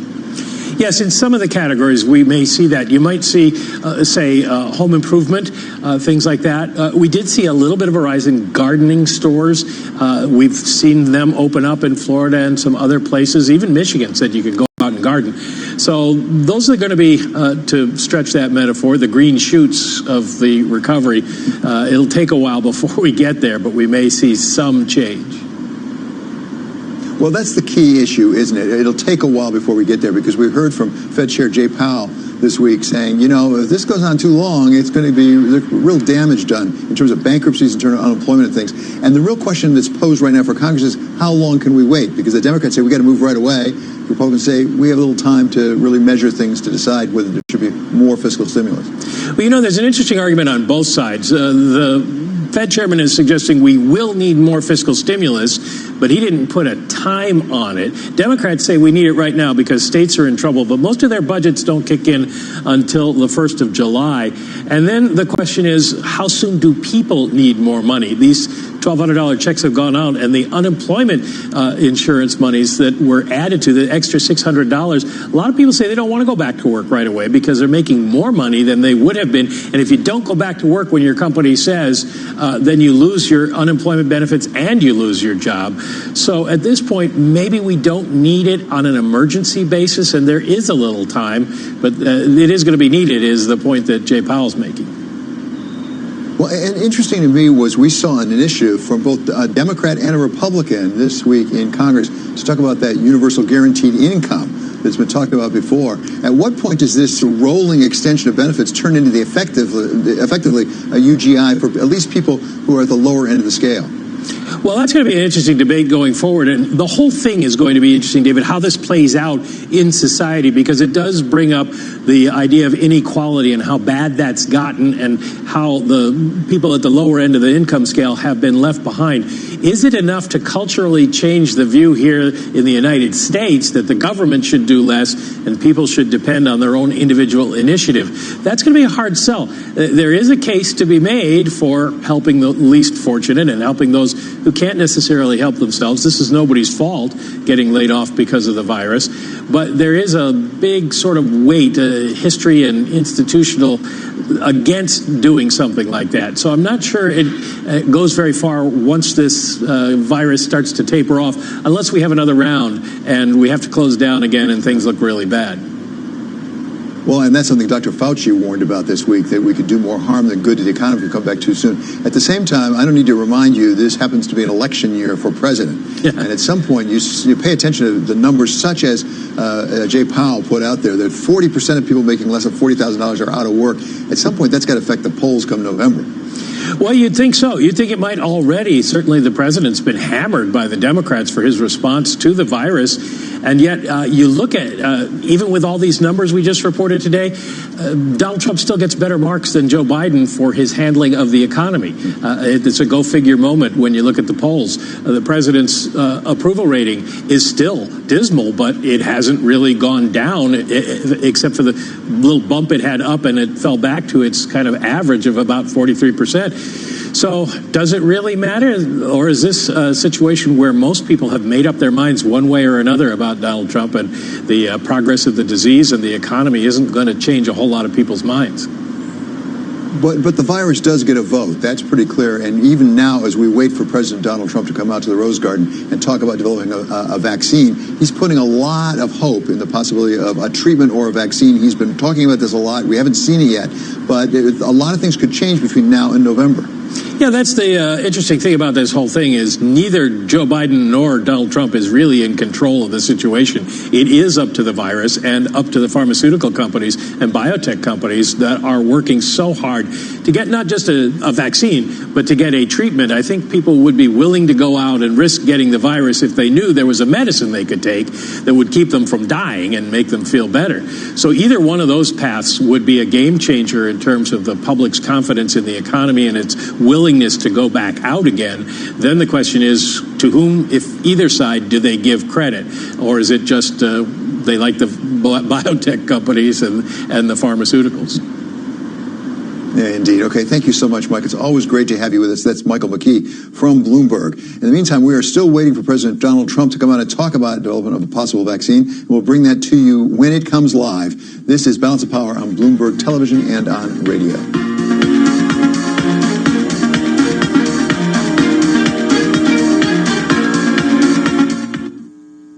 There are times when you have to go it alone, but Where will 2020 take you?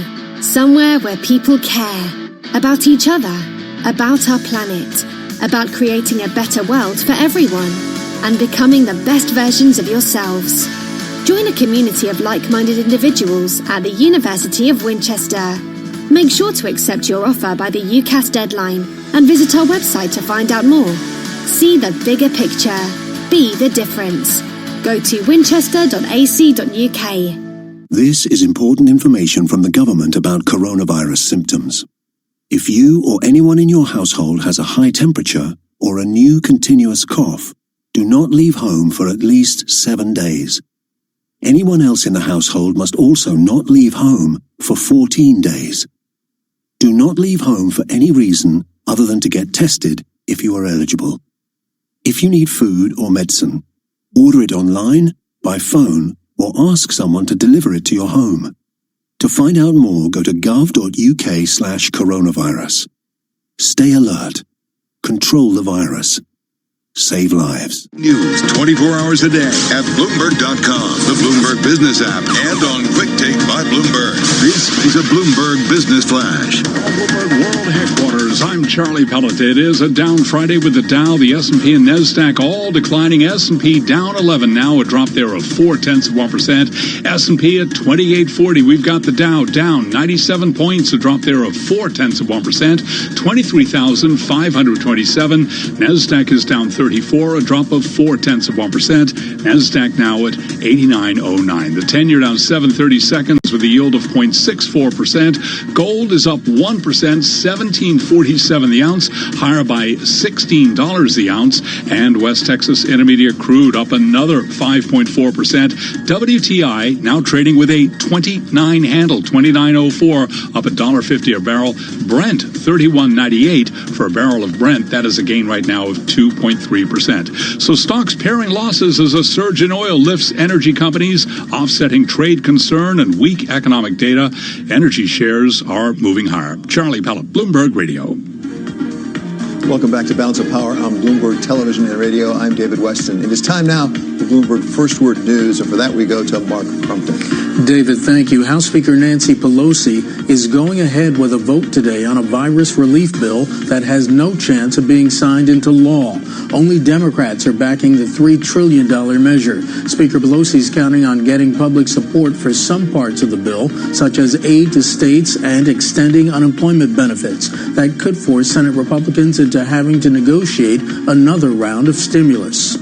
New York's Governor Andrew Cuomo has given the green light for 5 of the state's 10 regions to start reopening today. New York City is not one of them. It has not met the 7 health-related benchmarks to start lifting restrictions. Italy is taking steps to ease restrictions after more than 2 months of a stringent lockdown. According to a statement seen by Bloomberg, Italy will allow citizens to move freely between its 20 regions starting June 3rd. Retail stores and other businesses will reopen on May 18th. African nations are rallying to the defense of World Health Organization Director General Dr. Tedros Ghebreyesus after the body and its leader were criticized by the U.S. for its handling of the coronavirus outbreak. The African group of ambassadors in Geneva is also echoing calls by German Chancellor Angela Merkel to avoid scapegoating over the virus. President Trump has withheld funding from the WHO. He's accused it of mishandling the initial stages of the outbreak. Global news 24 hours a day, on air and on Quick Take by Bloomberg, powered by more than 2,700 journalists and analysts in over 120 countries. I'm Mark Crumpton. This is Bloomberg. David? Thanks so much, Mark. Well, earlier today, the OPEC Secretary General Mohammed Barkindo spoke with our colleagues Vonnie Quinn and Anne-Marie Hordern about the state of the global oil economy. So far, we are now focused on the full and timely implementation of the 9.7 that was signed off by participating countries.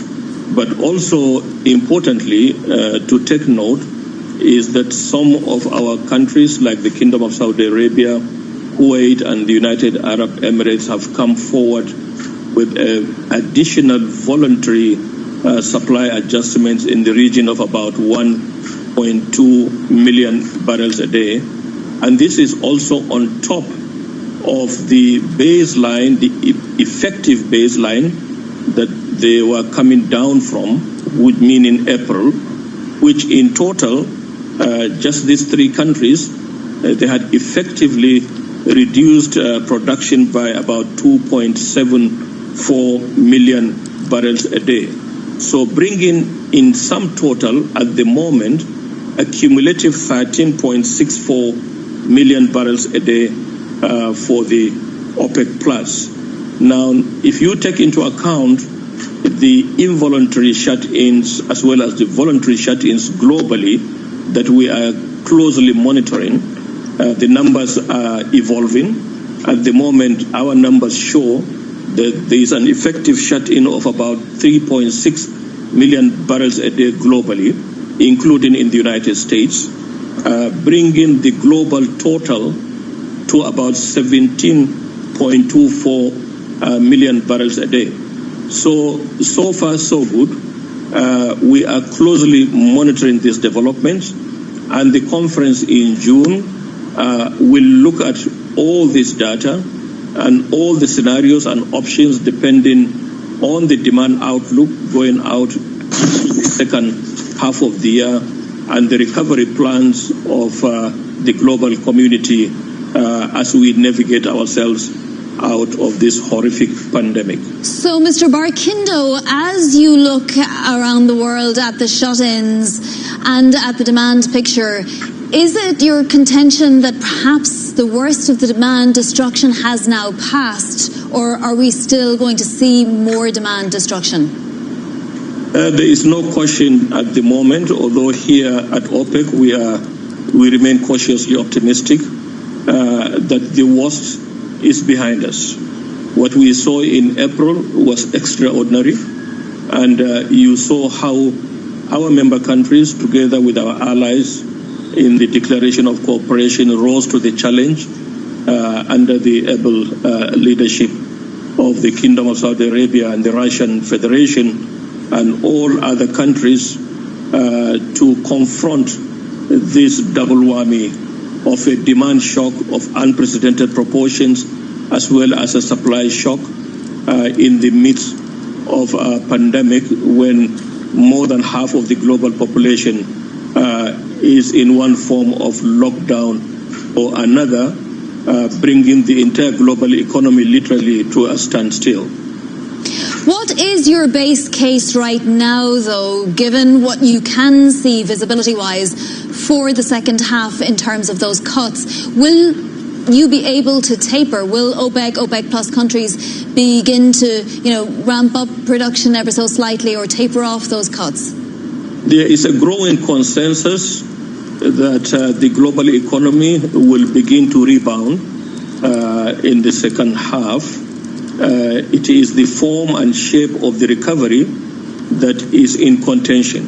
But be that as it may, we will look at all options when we meet in June, depending on the impact of this virus, as well as the impact of the recovery plans, as well as the outlook for demand going into the second half of the year. That was Mohammed Burkindo. He is the Secretary General of OPEC, speaking to Bloomberg earlier today. We have some news now that's important to those of us who live in the northeastern part of the United States. Andrew Cuomo, the governor of New York, has announced that New York, New Jersey, Delaware, Connecticut beaches will open by Memorial Day. We heard from the governor of New Jersey yesterday, Mr. Murphy, saying they would open them in New Jersey, but now it's expanded out. It will include Connecticut and New York as well as Delaware. Big news here. In the meantime, we'll continue to watch carefully as President Trump says he's about to come out in the Rose Garden and talk about developing a vaccine. We'll bring you that live when it happens. This is Balance of Power on Bloomberg Television and on radio. Why do hedge funds and other alternatives... This is an important update from the government about coronavirus. We all need to stay alert so we can control the virus and reduce the risk of infection. To stay alert, you must remain at home as much as possible. Work from home if you can. Limit your contact with other people. If you have to go out, keep your distance from others, 2 meters apart where possible. Continue to wash your hands regularly. Do not leave home if you or anyone in your household has symptoms. Stay alert. Control the virus. Save lives. Right now, we're all depending on the digital world that little bit more. And Barclays Digital Eagles are here to help everyone develop the skills they need. From Tea and Teach, supporting those who are new online, to Code Playground, teaching kids how to code. Since 2013, we've been helping everyone develop digital skills. And now more than ever, we're here to help. To find out more, search Digital Eagles. Barclays, we're working to make money work for you. In case you didn't know, TuneIn lets you listen to the same radio stations you pick up on your home or car radio, except you can hear them from anywhere. If you want to find a station from somewhere else in the world, navigate to the By Location section under Browse. Keep exploring with TuneIn. Sports fans, this is David Jacoby telling you to check out the Chicago Bulls documentary, The Last Dance, as it continues this Sunday at 9 p.m. Eastern on ESPN. Our biggest challenge is us. I am cursing this mentality of competitiveness. Competition is an addiction. Every game is a battle. Dennis, get up here. And then, immediately after the show, listen to Jalen Jacoby's After Show podcast featuring The Last Dance director, Jason Ayer. Search Jalen and Jacoby to start listening today. Welcome back to Bloomberg Balance of Power for television and for radio. I'm David Weston. It's time now to figure out what's going on in the markets, which have been a little bit all over the place. They were well down, but they came back up, still off a little bit. Abigail, what's going on? Given the nature of the economic data, I'm surprised they aren't worse. That's an interesting point, David, because we, of course, did have that horrible retail sales number this morning, a record low, absolutely plunging for the month of April. And initially, we did see futures react. Earlier today, the S&P 500 had been down more than 1% and then flat right now, down about 0.3%. So the whipsaws that we've been seeing all week continuing. Yesterday, we had a similar reaction around another horrible jobless claims report where stocks initially reacted to the downside. One of the first times we've seen sort of a reality reality check between data and stocks, but at the end of the day, a big rally. So at this point, it seems as though some of this week's volatility may have to do with options expiration. You see a lot of choppiness around that. Interesting is the weakness, though, that we do have for some of sectors within tech, especially chips, down about 3%. And earlier today, there was some chatter about Huawei and that there could be some sort of a new Huawei rule that would put America first and American companies first. Whether or not that's true, I don't know, but it does seem to be weighing on that sector for sure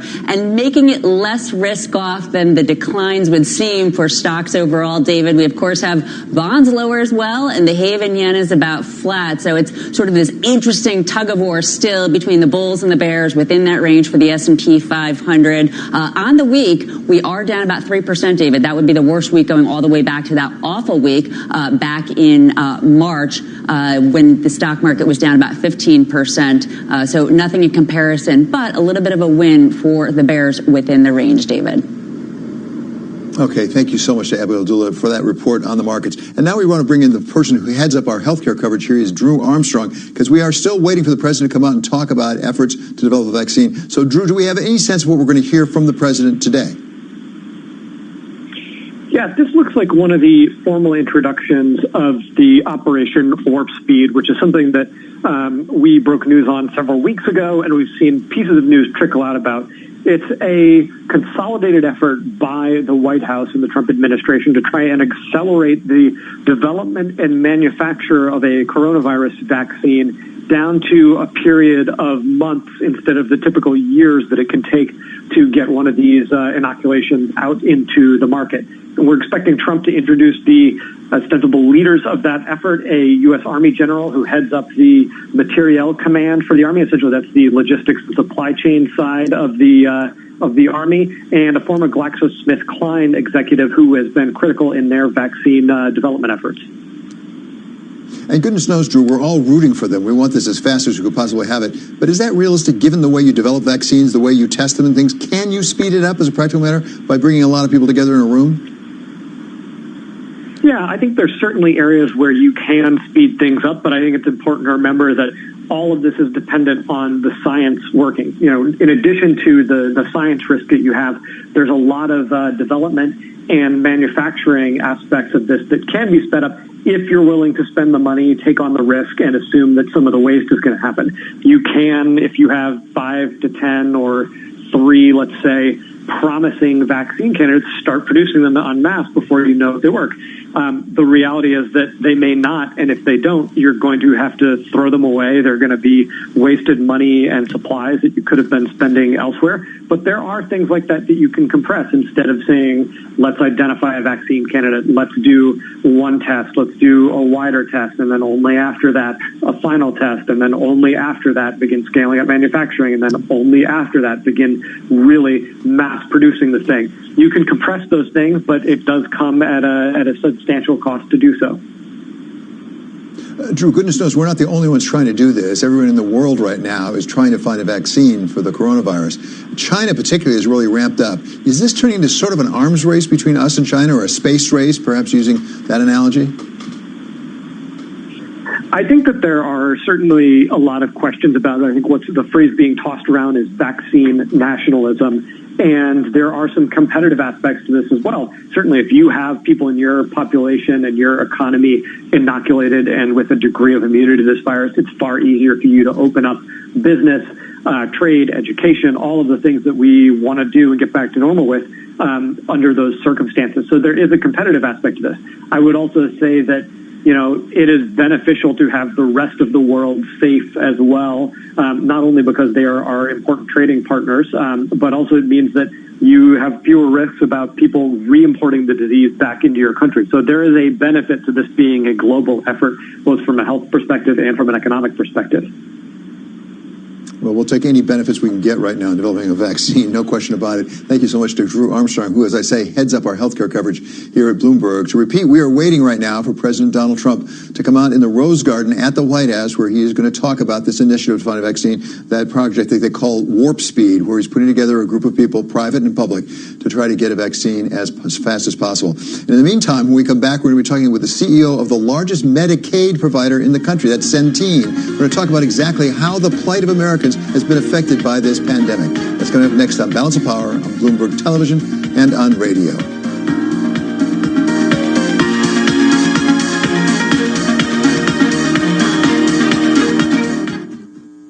This is Bloomberg Money Minute. America's eating patterns are changing. During the coronavirus pandemic, consumers have doubled purchases of all sorts of beans and canned meat, according to Nielsen data. The biggest surge came in plant-based meats, including offerings from companies like Beyond Meat and Impossible Foods, with sales jumping 264%, even as overall spending plummeted. More economic data is coming in from the period after the coronavirus lockdown started, and the numbers are bleak. Factory production plummeted in April by the most in records that go back to 1919. Retail sales plunged in April, shattering the record drop that was set just a month earlier. Facebook said it bought Giphy, a library of animated images known as GIFs that can be attached to messages to express emotion. Giphy will join the Instagram group within Facebook. All that economic data is weighing on the markets. The three major stock indexes are down about 0.4%. Mark Mills, Bloomberg Radio.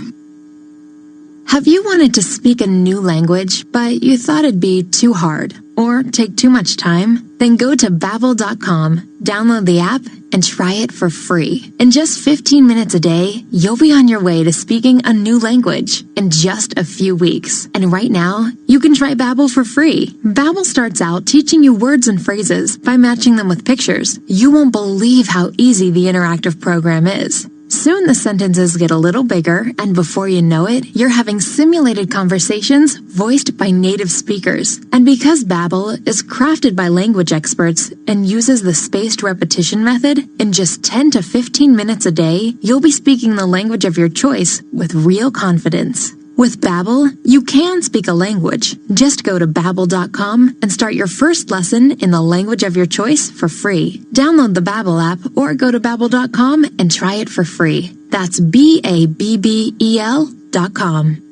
There are everyday actions to help prevent the spread of respiratory diseases. Wash your hands.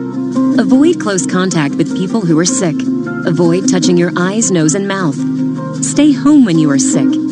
Cover your cough or sneeze. Clean and disinfect frequently touched objects with household cleaning spray. For more information, visit cdc.gov/COVID-19. This message brought to you by the National Association of Broadcasters and this station. This probably wasn't what you expected. Deaths from the coronavirus continue to climb. But now you need to become an expert fast. For the very latest, we're joined live. You'll do it with the latest information, and we'll be right here to help. Are you concerned that the economic damage could linger longer than the virus itself? Bloomberg Daybreak with Karen Moscow and Nathan Hager. Weekday mornings at 5 Eastern on Bloomberg Radio, the Bloomberg Business app, and BloombergRadio.com. Bloomberg, the world is listening.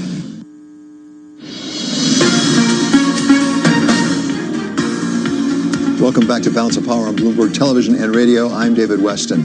Well, the response to the pandemic has put some 36 million Americans out of work in just the last 8 weeks or so. And one company that has a unique position to really judge what's going on is Centene. It actually is the largest Medicaid provider in the country. And believe it or not, it helps 1 out of 15 Americans with their health care. So we welcome now the CEO of Centene, and he is Mr. Michael Neidorff. So, Mr. Neidorff, thank you so much for being with us. Give us a sense, because you do have Medicaid, Medicare, a lot of the people we talk about that seem to be the most vulnerable to this disease. Give us a sense of the disease from their point of view, because you see it day in and day out. Yes, thank you, and it's a pleasure to be here. We deal with some of the most vulnerable populations, and some of it is just the density in which they live in the urban areas. That's a contributory factor. The individuals we cover on Medicaid and long-term care and others tend to have high-quality care and access to it. So we're focused on those that don't and see what we can do to help them. But it's really, this is something the world's never faced before. I mean, I tell people experience is the sum of experiences, and there's not enough experience in this except to learn as we go. We are growing significantly. We talk about, unfortunately, this unemployment. We've added over 1,000 people to our employment rolls over the last 5-6 weeks because of the expansion of the business. But it's very difficult, and we're learning as we go. Is that mainly in the area of Medicaid patients that you're adding because of unemployment? Yes, we are adding significant Medicaid. We anticipate that. We have some studies done. We'll add some to the long-term care. Of course, Medicare we won't be adding except during the open enrollment periods. But that's really where it's at. It's in the Medicaid. And what about the demand for services? What have you seen? Because an awful lot of the elective surgeries and things like that have been put off. So what do you see in terms of what the health care being provided has done? Well, the discretionary care has fallen off. And I expect we'll see that as we get our numbers out that April was probably the lowest utilization we've ever seen. Emergency room, which a lot of our population is used from time to time, has fallen off. The only part of our business we have a lot of babies born in our population, and that part that hasn't fallen off. That comes when it's ready. So, but the inpatient use, the outpatient services has fallen off. I expect to see it start to pick up the end of this month and the beginning of June. Hospitals are doing what they can to start to be able to bring that business back in for their own reasons, as well as the need of the patients. A fair amount of your business must be from reimbursements from states on Medicaid, things like that. Are you concerned at all? We hear that the states, some of them are in really bad shape. Could that put some pressure on your reimbursements? Well, there's always that risk of pressure on a reimbursement, but there's federal law that says the rates have to be actuarially sound. And the federal government in the first go-through has increased what they call the FMAP, is where they contribute the amount that they contribute in matching funds to the state for Medicaid. And they increased it by 6%, and now they're talking about increasing it further to 12 or 14%. So the federal government's recognizing the pressure that the states are under in this area and providing some funds. And so I think the big issue here is, the states might say, well, look, you had less utilization in Q2, but we're helping them to understand this is going to come back in Q3 and Q4, hopefully. We hope the pandemic eases to the point that starts to come back. So it's a matter of timing. We talk about choppiness. And the utilization is there, the medical needs are there, and I think it will come back. With the states and their population, we're working with them. We understand it. And I think they understand that we bring value. In fact, I have told some states that if they want to save money, where they haven't done the long-term care and some other high acuity cases, we can save them a lot of money in that and have demonstrated with higher quality. I was going to ask you about the choppiness as you've described it, because you had a strong first quarter. For the year, you basically have kept with your guidance, which is pretty unusual these days. A lot of companies have just walked away from guidance altogether. So you're saying you think over the course of the entire year, you'll make up whatever you might lose in the second quarter. What are you looking for in 2021? Well, that's you really are asking the question we think about a lot, because the baseline that we're going to have as we compare quarter to quarter for 2021 off 20, presuming we're able to resolve a lot of the COVID issues, will be very difficult. I think on this year we've held that guidance. We think there could be some improvement in the earnings. That's yet to be seen. And we prefer just to leave it there as a basis as it swings from quarter to quarter. But I think next year, if things come under more control and we do find vaccines and medicine secured, I think we'll fall back to a more normalized quarter with growth. I mean, we're growing significantly because of the unemployment, but that's not the way we want to grow. We're able to grow just by providing expanded services, and I'm not proud of the fact we're growing because of increased unemployment. It's an unfortunate consequence of it, but we're going to grow in 21, I believe, if things settle down the normal way through expanded services. So, Michael, we may interrupt you at some point because President Trump is supposed to be coming out to the Rose Garden to talk about vaccines. We want to get as much out of you as we can while we have you. Give us a sense longer term. You have been CEO since, I think, 1996 of Centene. You've built this company really with your team from a relatively modest company into a huge company. What do you think the longer term effects may be on healthcare in this country from this pandemic? Well, I think it's going to change. You know, I was thinking about that a lot recently. And when we first came to town and we had young children, there was a children's clinic. And they had two entrances, for sick children and for well children. And I was thinking we may start to see more of that, where individuals are going to hospitals to provide other providers.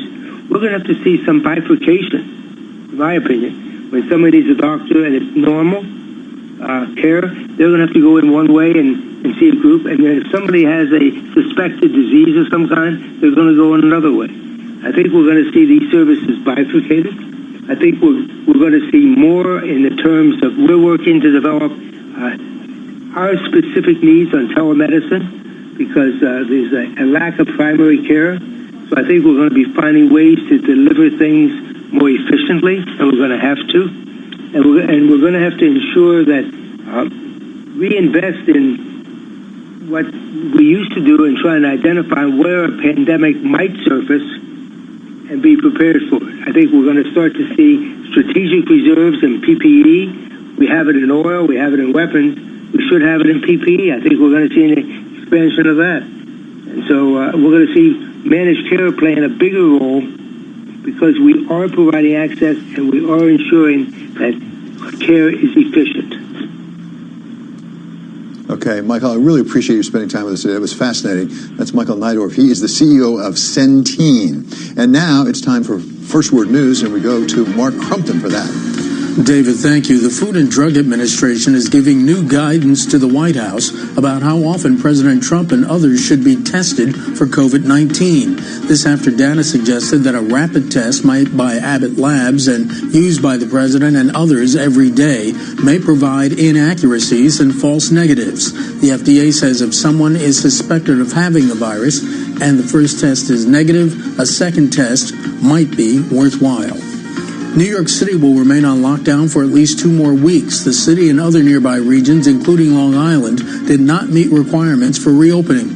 Governor Andrew Cuomo says 5 upstate regions can reopen. The metrics used to determine readiness include requirements for hospital bed capacity, testing, and tracing.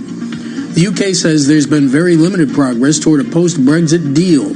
Britain's chief negotiator, David Frost, blames what he calls the European Union's novel and unbalanced proposals. He also criticized EU demands for access to UK fishing waters. Only one round of talks remains.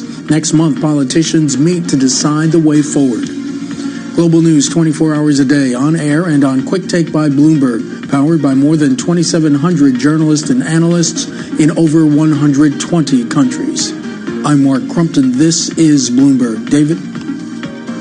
Thanks so much, Mark. We continue to wait for the President of the United States to come out in the Rose Garden and address the question of vaccine development, which we will bring you live as soon as it happens. This is Balance of Power. This is Balance of Power on Bloomberg Television and Radio.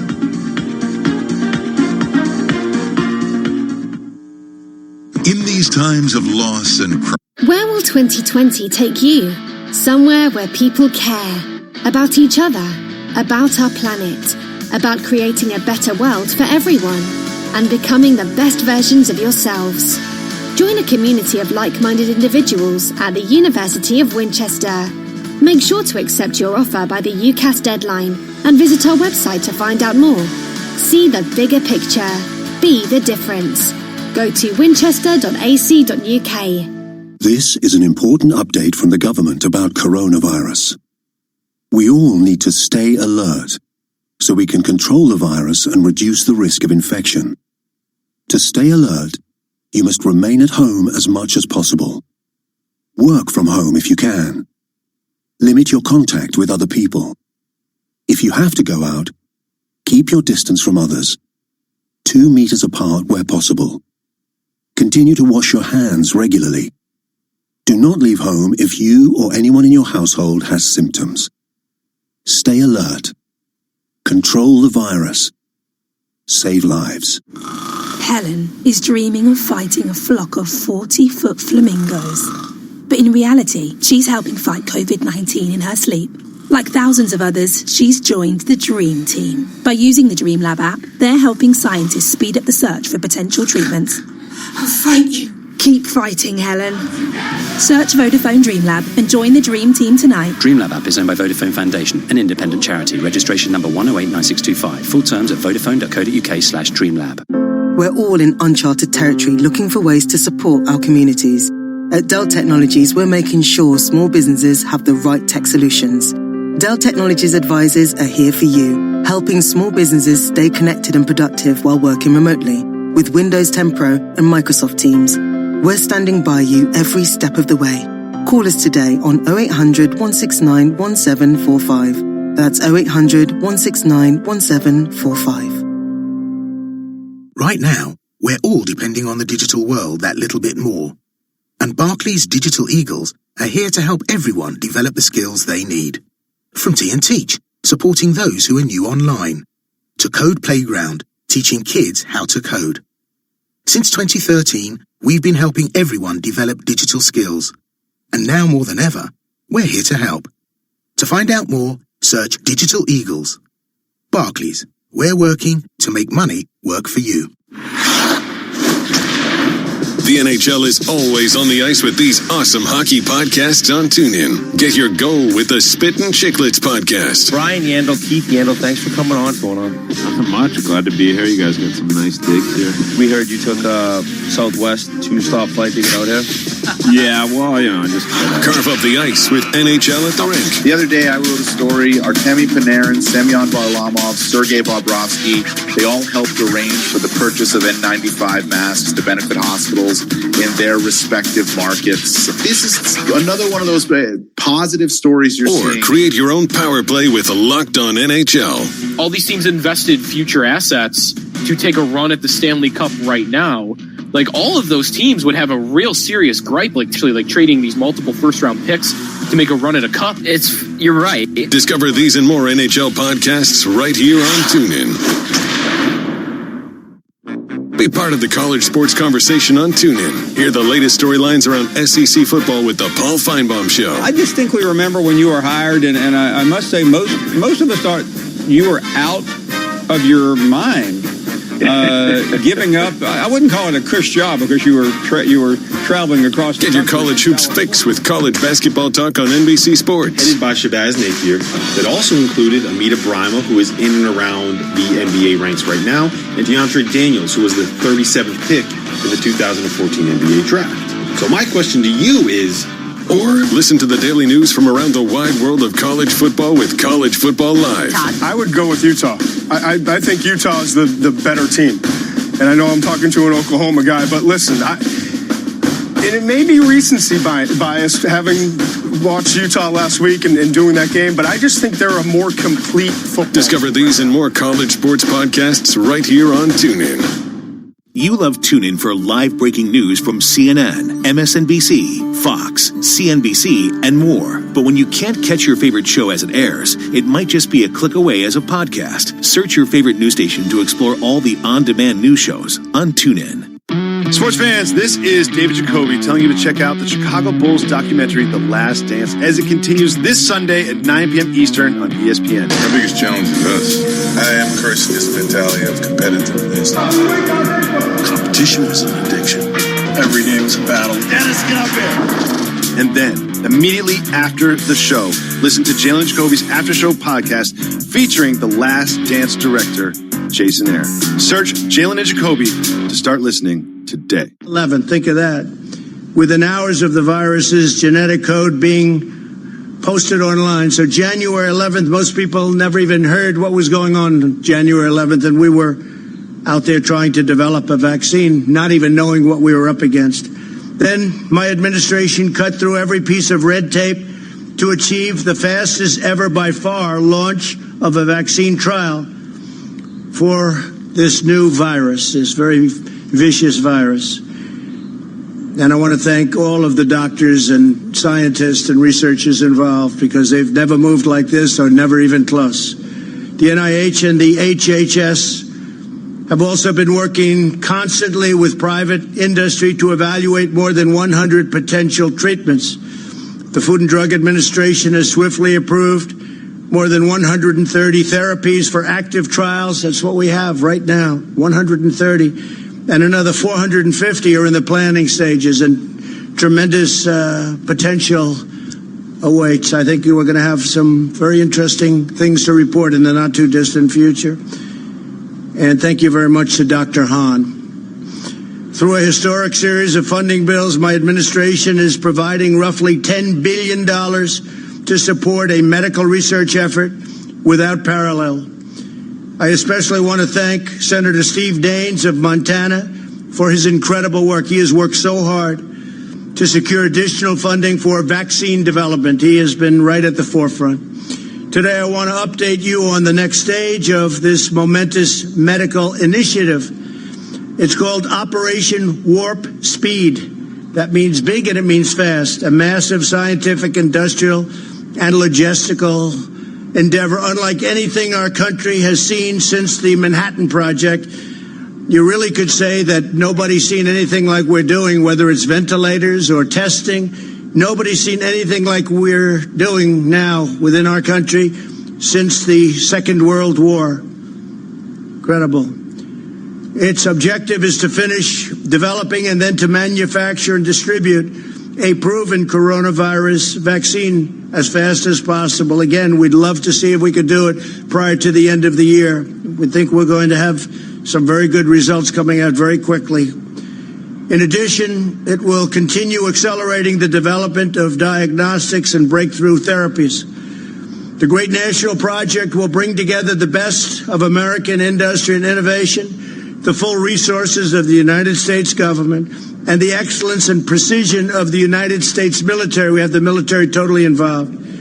We're also working very strongly with other countries who are also have some great scientists, doctors, and we're all working very closely together, and they're viewing us as the leader, and we are the relationship with other countries on solving this problem has been incredible.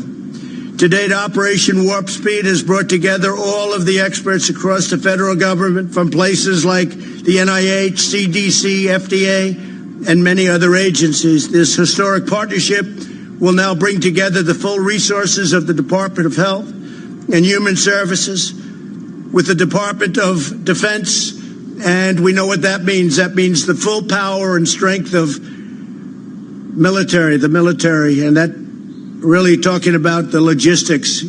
We get it when we get it. That means the logistics, getting it out so that everybody can take it. And today we're proud to announce the addition of two of the most highly respected, skilled professionals in our country, worldwide respected. Operation Warp Speed's chief scientist will be Dr. Moncef Slaoui, a world-renowned immunologist who helped create 14 new vaccines. That's a lot of our new vaccines in 10 years during his time in the private sector. One of the most respected men in the world in the production and really on the formulation of vaccines. Joining Dr. Slaoui as Chief Operating Officer will be General Gus Perna, a four-star general who currently oversees 190,000 service members, civilians, and contractors as commander of the U.S. Army Material Command. That means logistics. That means getting it out. We got to get it out there. So, General, thank you very much. And Doctor, thank you very much. It's great to have you on board. Really highly respected people. Thank you. These two outstanding individuals will provide more details following my remarks. In preparation for this initiative, experts throughout the government have been collaborating to evaluate roughly 100 vaccine candidates from all over the world. They have identified 14 that they believe are the most promising, and they're working to narrow that list still further. So we started off with over 100. We're down to 14, and we have some really interesting choices to be made. They're doing very well. Through Operation Warp Speed, the federal government is providing unprecedented support and resources to safely expedite the trials, moving on at record speed.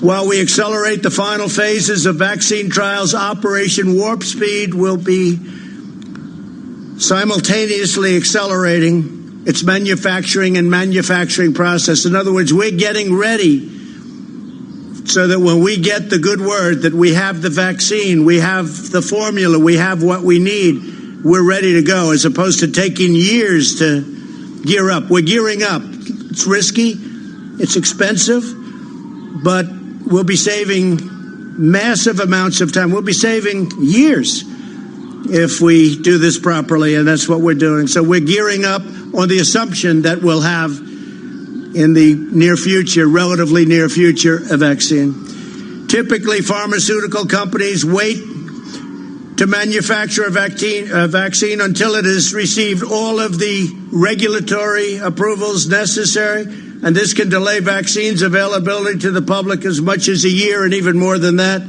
However, our task is so urgent that under Operation Warp Speed, the federal government will invest in manufacturing all of the top vaccine candidates before they're approved. So we're knowing exactly what we're doing before they're approved. That means they better come up with a good vaccine because we're ready to deliver it. This will eliminate any unnecessary delay and enable us to begin providing Americans with a proven vaccine the day our scientists say, we're ready, we got it. And as we work to bring critical medical production back to America, these vaccines will manufacture that we're going to be focused on and manufacturing. They're all going to be right here in the USA. Now, we're working, as I said, with other people outside, and that's fine, too. We want to get to the solution. We know exactly where the other countries are, and we'll be very happy if they were able to do it. We'll help them with delivery. We'll help them with in every way we can. We have no ego when it comes to this, no ego whatsoever. Operation Warp Speed is also making the necessary preparations to distribute these life-saving treatments at scale. So we're talking about massive numbers so that millions of Americans will quickly have access to them. This includes ramping up production of supplies needed for distribution. And I have to say, we're also very, very much involved in other things other than the vaccine. If you take a look at what we're doing beyond vaccines, it's going to be very interesting, and we may talk about that in a little while. But this includes ramping up production of supplies needed for distribution, such as cold chain storage, glass vials, needles, syringes, and more. We'll have everything right on hand, ready to go. When a vaccine is ready, the U.S. government will deploy every plane, truck, and soldier required to help distribute it to the American people as quickly as possible. America's blessed to have the most brilliant, talented doctors and researchers anywhere in the world. We have the mightiest military by far in the world. Our military is completely rebuilt. Much of the equipment has been delivered. Some of it's on the way. All made right here in the USA. We took over very, very empty cupboards, I say medically. We also had empty cupboards in a military sense. Our military was in sad shape. It was depleted. We now have the strongest military the United States has ever had by far and the best equipment. And you hear that outside, that beautiful sound. Those are truckers that are with us all the way. They're protesting in favor of President Trump as opposed to against. There's hundreds of trucks out there, and that's the sign of love, not the sign of your typical protest. So I want to thank our great truckers. They like me and I like them. We're working on something together. But we have the mightiest, and they'll be helping us with this, by the way, speaking of truckers. We have the mightiest military in the long history of humankind. We have the best and most devoted workers ever to walk the face of the earth. And now we're combining all of these amazing strengths for the most aggressive vaccine project in history. There's never been a vaccine project anywhere in history like this. And I just want to make something clear. It's very important. Vaccine or no vaccine, we're back. And we're starting the process. And in many cases, they don't have vaccines. And a virus or a flu comes, and you fight through it. We haven't seen anything like this in 100 and some odd years, 1917. But you fight through it, And people sometimes, I guess, we don't know exactly yet, but it looks like they become immune, or at least for a short while and maybe for life. But you fight through it. But what we'd like to do, if we can, is the vaccine. I think we're going to be successful in doing it, and hopefully by the end of the year. Just as generations of Americans before us faced down the most difficult trials, set their sights on the highest summit, and overcame the biggest obstacles, America will meet the moment, and this moment specifically in our time, with unrivaled speed, unmatched skill, and the unyielding spirit of the American people. Our nation will come back stronger and greater than ever. We're going to have a tremendous year next year. We're going to have a really good fourth quarter. We're going to have a very interesting and productive transition quarter where Steve is there, and I'm sure our Secretary of the Treasury, I think you feel the same way, Steve. So, and thank you for your good work, really good work. And it's not finished yet, is it? I want to thank Steve Mnuchin and everybody. Now I'd like to ask Dr. Slowey and General Perna to come up and say a few words, followed by Secretary Azar and Secretary Esper. Thank you all very much. We're doing something that has never been done before. It's going to result in a tremendous end. I think we're going to come up with a solution to a problem like this country probably has never seen before. But it's an honor to be your president. We're doing a great job. These people are doing an incredible job. The people right here, I want to thank you all. Total professionals, great men, great women. Thank you all very much. Please. Thank you, Mr. President. Good afternoon, everyone. It's a great honor and privilege for me to have the opportunity to serve our country and the world in this remarkable endeavor, extraordinary endeavor, helping them and supporting them do it. The Operation Warp Speed's objectives are very clear. The President has described them, and I believe they are very credible. I also believe they are extremely challenging. However, I am really confident that our team across the many governmental agencies that are involved in these efforts, the NIH, the CDC, the FDA, ASPR, and of course with the support of the Army and our partners in the private sector, will be able and will do the utmost to deliver these objectives.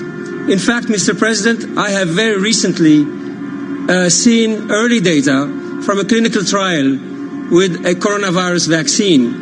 And these data made me feel even more confident that we will be able to deliver a few 100 million doses of vaccine by the end of 2020.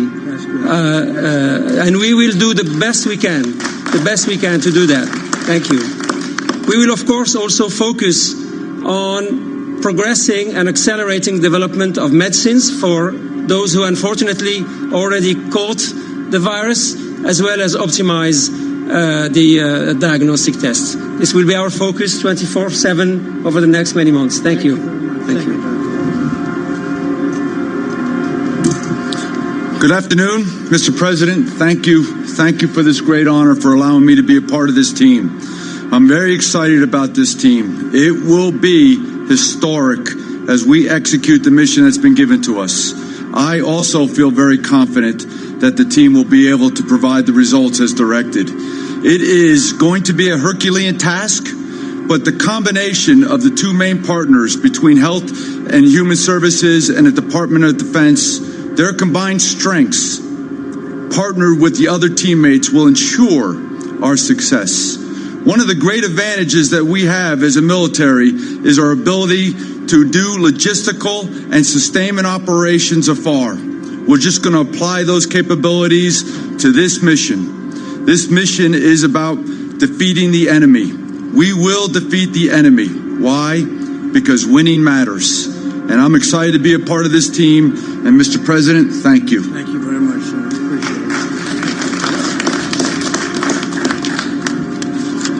Well, thank you, Mr. President, for your leadership of this historic effort. Your vision for Operation Warp Speed, setting a goal of a vaccine by January 2021, will be one of the great scientific and humanitarian accomplishments in human history. Today you're announcing the team that can get it done. Dr. Slaoui is arguably the world's most experienced and successful vaccine developer, responsible for some of the major recent breakthroughs in vaccines. General Perna oversees one of the world's largest logistics and supply chain operations, the one that keeps the Army running. 3 highly accomplished career HHS scientists will oversee each area of Operation Warp Speed. Dr. Peter Marks of FDA for vaccines, Dr. Janet Woodcock of FDA for therapeutics, and Dr. Bruce Tromberg of NIH for diagnostics. This is truly a dream team. We started work on each of these areas in January, and Congress has provided nearly $10 billion explicitly for this kind of research and development effort. Operation Warp Speed will integrate existing efforts that are coordinating vaccine, therapeutic, and countermeasure development, including NIH's ACTIVE and RADx initiatives. This week, HHS and DoD already announced new contracts to manufacture hundreds of millions of needles and syringes here in America for distributing an eventual vaccine. Finally, the President's efforts will ensure not only that we get vaccines, therapeutics, and diagnostics faster, but that we get large donations of the eventual products so they're affordable for the American people. So thank you, Mr. President, and thank you to all of the American scientists and inventors at HHS, at DoD, and elsewhere who are hard at work already. And I really want to express my personal appreciation to Secretary Esper and the Department of Defense, because this partnership is what's going to make this truly an historic endeavor. Thank you.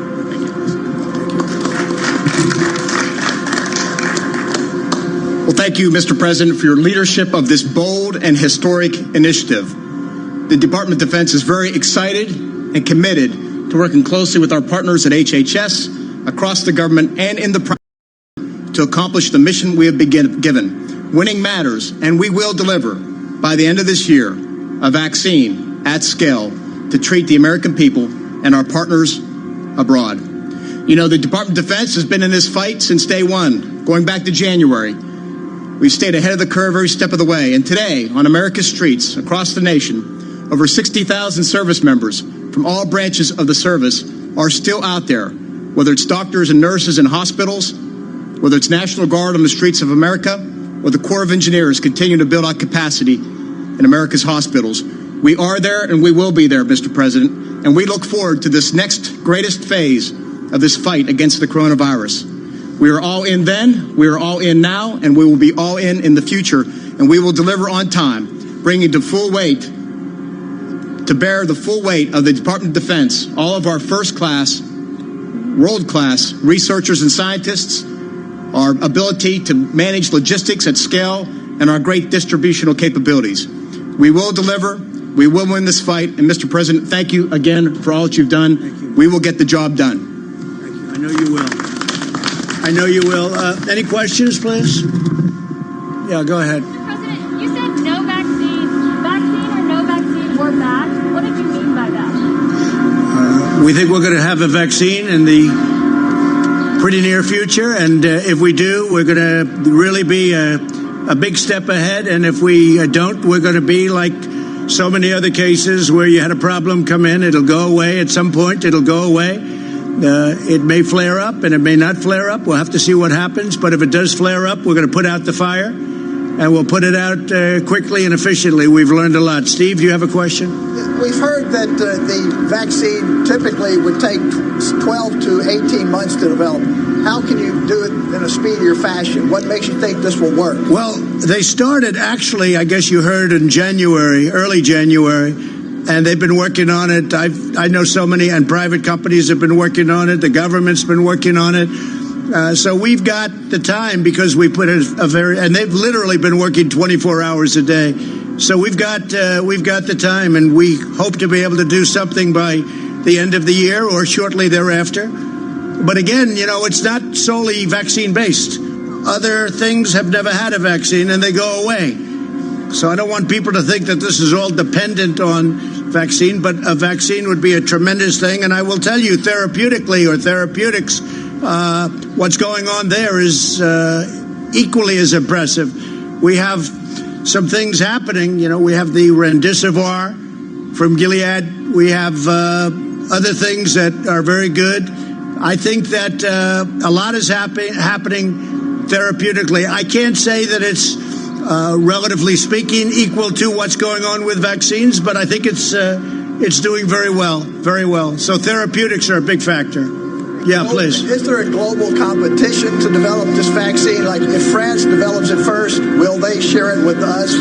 Yeah, and we have that very well worked out. Whoever gets it is going to be very proud to give it and develop it. They've developed it, and we'll see what happens. We've got countries that are allies we have some countries, frankly, that aren't allies where we're working very closely together. So we're working together with many different countries. And again, we have no ego. We have no ego. Whoever gets it, we think it's great. We're going to work with them. They're going to work with us. Likewise, if we get it, we're going to be working with them. So it's very important. It's a very good question, actually. Yeah, please. Mr. President, what do you say to those business owners and other people who are really questioning the guidance that the CDC put out last night? There was a concern that it would be overly prescriptive. Now there's a concern it's not prescriptive enough. What are business owners to do? Well, I thought the guidance was very good. I've heard very good reviews on the guidance. And, you know, the media will never be satisfied. If we gave you more description, that would be no good. If we gave you less, that would be no good. But I thought it was very good, and I've heard a lot of good things. Go ahead, please, Green. Do you have a problem or any concerns? Do you have any concerns about the Abbott test, given some of the new numbers that have come out? No, Abbott's a great test. It's a very quick test, and it can always be very rapidly double-checked. If you're testing positive or negative, it can always be double-checked. But it's a very good test. It's very portable, very quick. Okay? And what happens if China is the country that develops the vaccine? What happens if it's China? Will the U.S. still have access to that vaccine? I would say the answer to that would be yes. I would say the answer would be yes. Yes, go ahead, please. Do you mean a fully approved vaccine for everyone? Excuse me, you're going to have to remove it. You can't hear through your... Do you mean a fully approved vaccine for the entire general public or a partially approved vaccine for emergency use? Sorry, step near the mic. Sorry, let me repeat that now I'm closer to the mic. Do you mean a fully approved vaccine for everyone, the full public, or a partially approved vaccine with emergency use? No, we're looking for a full vaccine for everyone that wants to get it. Not everybody's going to want to get it. But we're looking at a full vaccine. Is that a correct statement? Yeah, Will. Please. Yes. So the answer is yes. We're working for a fully approved vaccine, but we'll also use the tools we have, for instance, emergency use authorization as appropriate. We use all of our regulatory tools to bring vaccine available for the entire American population by January. Okay, and then Mr. President, could you just clarify, why are some of you wearing a mask and why are some of you not wearing a mask? We've all been tested. I've been tested. We've all been tested, and we're quite a distance away, and we're outdoors. So I gave them the option. They could wear it or not. So you can blame it on me, but I gave them the option. We could wear it or not. Yeah, please.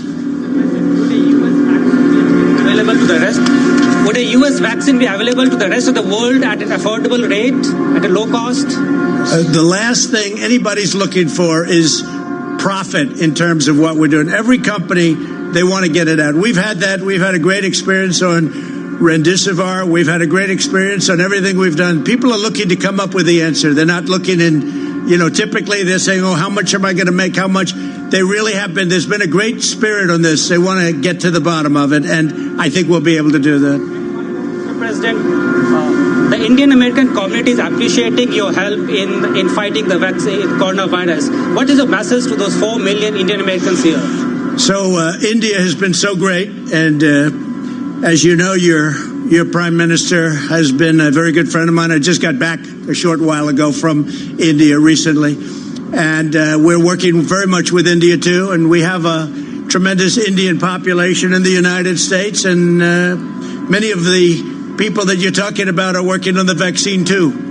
Great scientists and researchers. Yeah, we're working very closely also with India. Correct. And say hello to your prime minister. Yeah, please, go ahead. Thank you, Mr. President. What steps, if any, is your administration taking to ensure that the communities and the states that are hardest hit will have first access to the vaccine? Have these discussions been had, or are there any plans? Yeah, I think we've done a good job with that. Certain areas have been hit very hard, New York, New Jersey, et cetera, working very closely with the governors. We've worked with all of the governors. We've made a lot of people look very good.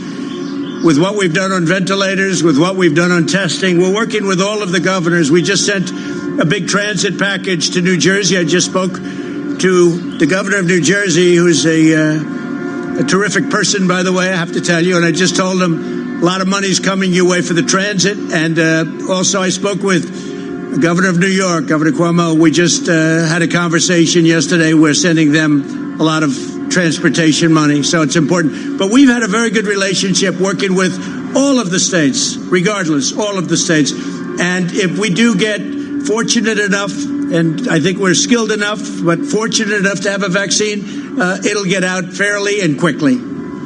Do you foresee that states that are hardest hit will have first dibs? So will, like, New York and New Jersey have... I think that makes sense, perhaps. Perhaps it does. But, I would say probably. But I think they're all going to get well distributed. If you remember where we started, we had no ventilators. We had to make them. And we became a very major manufacturer of ventilators. Now we're helping countries all over the world with ventilators. We're sending them to many countries all over the world. When we started, we didn't have ventilators. I inherited nothing. I inherited practically nothing from the previous administration, unfortunately. Yeah, go ahead. Mr. President, it's been 3 months since you signed the China trade deal. Between what's happened with coronavirus and the lagging agricultural purchases, are you at any point considering reimposing additional tariffs on China or tearing up the deal in any other way? Well, I don't want to talk about it. I can say China is buying a lot of our product. But the trade deal, the ink was barely dry when this came in from China. So it's not like we're thrilled. Okay, go ahead, please. Mr. President, can I ask one more? Yeah. I'm wondering if you're standing by the nomination of Michael Pack to lead Voice of America after news that the D.C. Attorney General is... Well, I don't know what happened. I know that Voice of America is run in a terrible manner. Terrible. And they're not the Voice of America. They're the opposite of the Voice of America. And we have a man who is very good. I don't know. He's in the nominating process, but I'll have to check that out. Yeah, please. Thank you, Mr. President. If public confidence is the main thing of getting people back to work and back to schools and so on, is this even possible without a vaccine? How would it be possible without a vaccine? Public confidence. Well, I think a very big factor, frankly, is that very few people are, we read about all of the very sad, very tragic. I've lost friends. Many of us have lost friends. We read about that and we see that, and that's what the news covers. But it's a very small percentage. It's a very, very small percentage. I say it all the time. It's a tiny percentage. The vast majority, many people don't even know they have it. They have it, or they have sniffles, or they have a very minor sign, and they recover. Not only recover, they probably have immunity, whether it's short-term, long-term, but they have probably immunity. And I think people have to understand that. That's why I think the schools should be back in the fall. I think that lots of things should happen. I don't think that you should have 70-year-old teachers back yet. They should wait till everything is gone. I don't think you should have a professor that's 65 and has diabetes or has a bad heart back necessarily, or somebody that's older than that. But we want to see our schools back. We want to see our country start to work again. We created the greatest economy in the history of the world. And we're going to do it again. And you're going to see that next year. And it's going to start, you'll start to see it in the fourth quarter, maybe even before that. Yeah. President, are you at all concerned about children or teachers who are in the school bringing it home to their families, their spouses? I'm concerned about everything. And I'm also concerned about our country. Our country has to get back. And, what you're talking is when you are doing what we did with the shutdown, that causes death also. It causes massive depression. It causes drugs. It causes suicide. It causes a lot of problems also. No, our country has to get back to work again. And you see that just looking and reading everything that's happening. Our people want to get back. They want to get back. Sir, do you have a plan to prevent the spread? If you reopen, we do. We have a great plan to prevent the spread, but that doesn't mean we're going to close our country for 5 years. Okay, not going to happen. In the schools, go ahead. Plan? The current death toll is about 86,000. At current, it's about 86,000. Yes. Do you think that's accurate, or do you think it's higher than that? I don't, or lower than that. I don't know. Those are the numbers that are being reported. I assume they're correct. Unlike other countries, you have some countries, obviously, you have some that are very obviously ridiculous. but our numbers are accurate numbers. We don't do anything with the numbers one way or the other. Whatever it is, that's what we do. We take the numbers as reported. Do you have any indication that they could be lower than that? Oh, I don't know. I don't know. If they were, I'd be very happy if they were lower. I'd like to see numbers lower. I'd like to see no death at all. One death is too many. This should have never happened. This came from China. It should have been stopped in China before it got out to the world. We have 186. It's been updated this morning. 186 countries are affected. And each country that's affected is the same thing. Russia now is badly affected. France is badly affected. You look at what each country, and you can say affected or you can say infected. Either way you want to put it. But you look at these countries, look at Italy and you look at Spain and you look at all of these great countries in many cases, how they've had to fight through this. It's a terrible thing that happened. It could have been stopped at the source. It should have been stopped right at the source, but it wasn't. Thank you all very much. We appreciate it. Thank you. Thank you.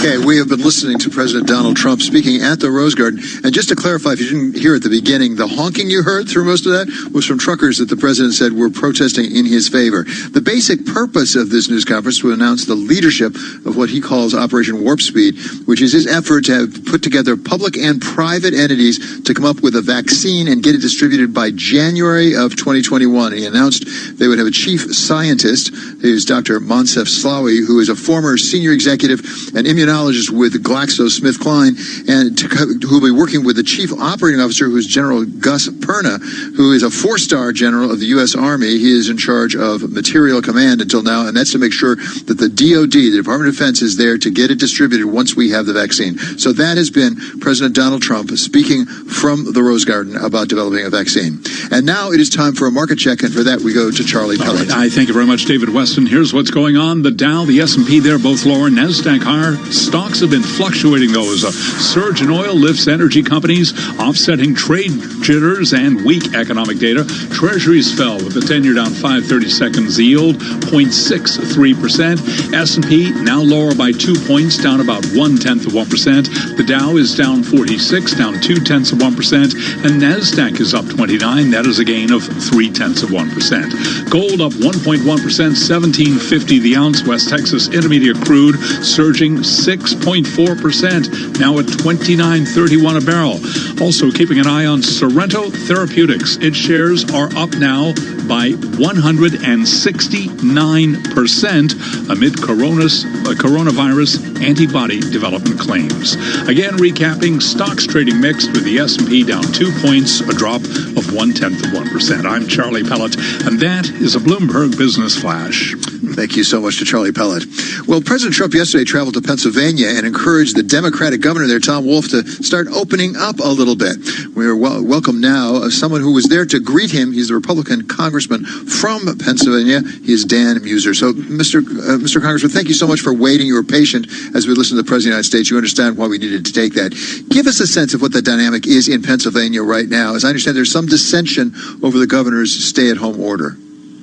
Yeah, hey, David, great to be with you. Yeah, there's quite a bit of dissension. The people of Pennsylvania need to understand the information, and they need to understand and appreciate and be part of developing what the plan is for us to open up the business doors and for people's livelihoods to come back. You know, our governor there in Pennsylvania started with the idea of saving lives. Okay, that's all well and good. But the result is that we're beginning to kill livelihoods. And, you know, the president came up. I was so happy to have him there at that time. You know, he delivered a very positive message. You know, he just has very forward thinking. You know, he's creative, regardless of what the media, how the dark way they want to paint it all the time. He's leaning forward. He's asking questions. He's trying to solve problems, and he's trying to save lives, but not kill livelihoods. And that's crucial, especially now. Yeah, and just to put it in some terms, as I understand, you've got like 1.8 million in unemployment claims, about 26% unemployment. On the other hand, you do have about 60,000 cases and over 4,000 deaths. It is a difficult balance, isn't it, Congressman? Well, yeah, we do have the highest level of unemployment. And meanwhile, we're the fifth largest state. So that tells you something. But again, you know what? I was in business for 25 years. You just don't look at the data. You actually follow it. And the president is doing that, and that's what governors should be doing. Because those in nursing homes, very sadly, and this is a tragedy, but 70% of the fatalities have been in nursing homes. There's a big difference between a county in the center of the state, and a low risk population of our people versus the high risk. Again, 70% were in the nursing homes. So how did that happen? If we would have been following the data. Look, I don't want to go backwards. I like being a constructive critic and a planner. It's not too late for us truly to follow the data and get to and be competitive as well as being innovative and smart. Right? What's wrong with being creative and talk to restaurants, for instance, and talk to the industry and be inclusionary on how we can go back to work and keep it very safe. Have, for instance, a health and safety task force, as opposed to I just got out of a meeting with my 4 members of my executive staff, and we've decided to keep the state shut down for the next 10 days. That's unacceptable, and it's not transparent. Nobody understands it, and that's why we have a lot of dissent in Pennsylvania, rightfully so. Right. Okay, thank you so much. I really appreciate, again, your being with us, but also your great patience. That's Congressman Dan Muser of Pennsylvania. And it's time now for Bloomberg Opinion. And welcome to Dave Fernando Giuliano, who has a piece out basically about what Italy did to try to limit the costs on masks that didn't work the way they thought it would. Fernando, thanks for being with us. This is sort of a law of unintended consequences, it sounds like. Well, that's right. I think, what the government tried to do made sense. It was to try and make masks affordable so that even poor people could purchase them. And it sets a cap for masks at 50 cents, which is, I would say, 60 cents to the dollar or something like that. And it backfired because there are now shortages because there just isn't enough supply of masks. And so producers are complaining that, local producers are complaining that the price is just too cheap, and foreign producers prefer to export elsewhere. So it's backfired. Are they changing the rule? Well, at the moment, what they're trying to do is to boost supply, but it's going to be complicated because, there is a revolt from especially these local suppliers who they were hoping to bring on stream. The government is adamant it will stick to this 50 cents price, but let's see, because, this is becoming a big issue for the government now. As I understand it, they're not the only government that's tried to restrict the pricing. And goodness knows in the United States we talk about price gouging and trying to avoid that. But why has it worked? Has it worked better in South Korea, for example? Did they try it there? Well, Taiwan and South Korea are good examples of places where it's worked. But that's because they were part of a broader strategy. In Taiwan, there was a massive effort to ramp up the production of masks. And Taiwan now produces 17 million masks a day for a population of just short of 25 million people. In South Korea, they went for a different approach, which was basically to centralize the purchase of these masks and then the distribution.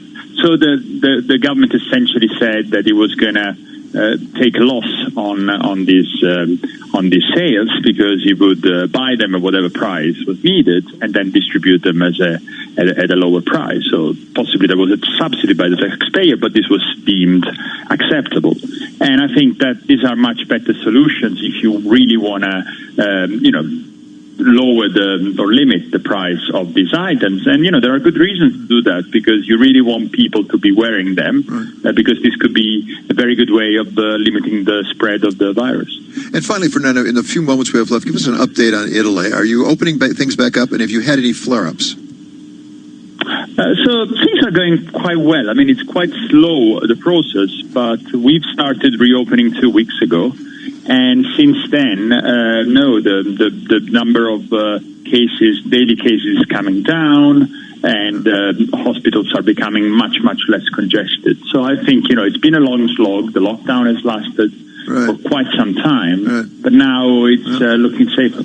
That's what we want to hear. Thank you so much. That's Fernando Giuliano. You can read more on this and other stories from Bloomberg Opinion at Bloomberg.com/opinion and on the terminal by typing in OPIN GO. Coming up here, Fed Chair Powell is warning of possible mass bankruptcies and unemployment.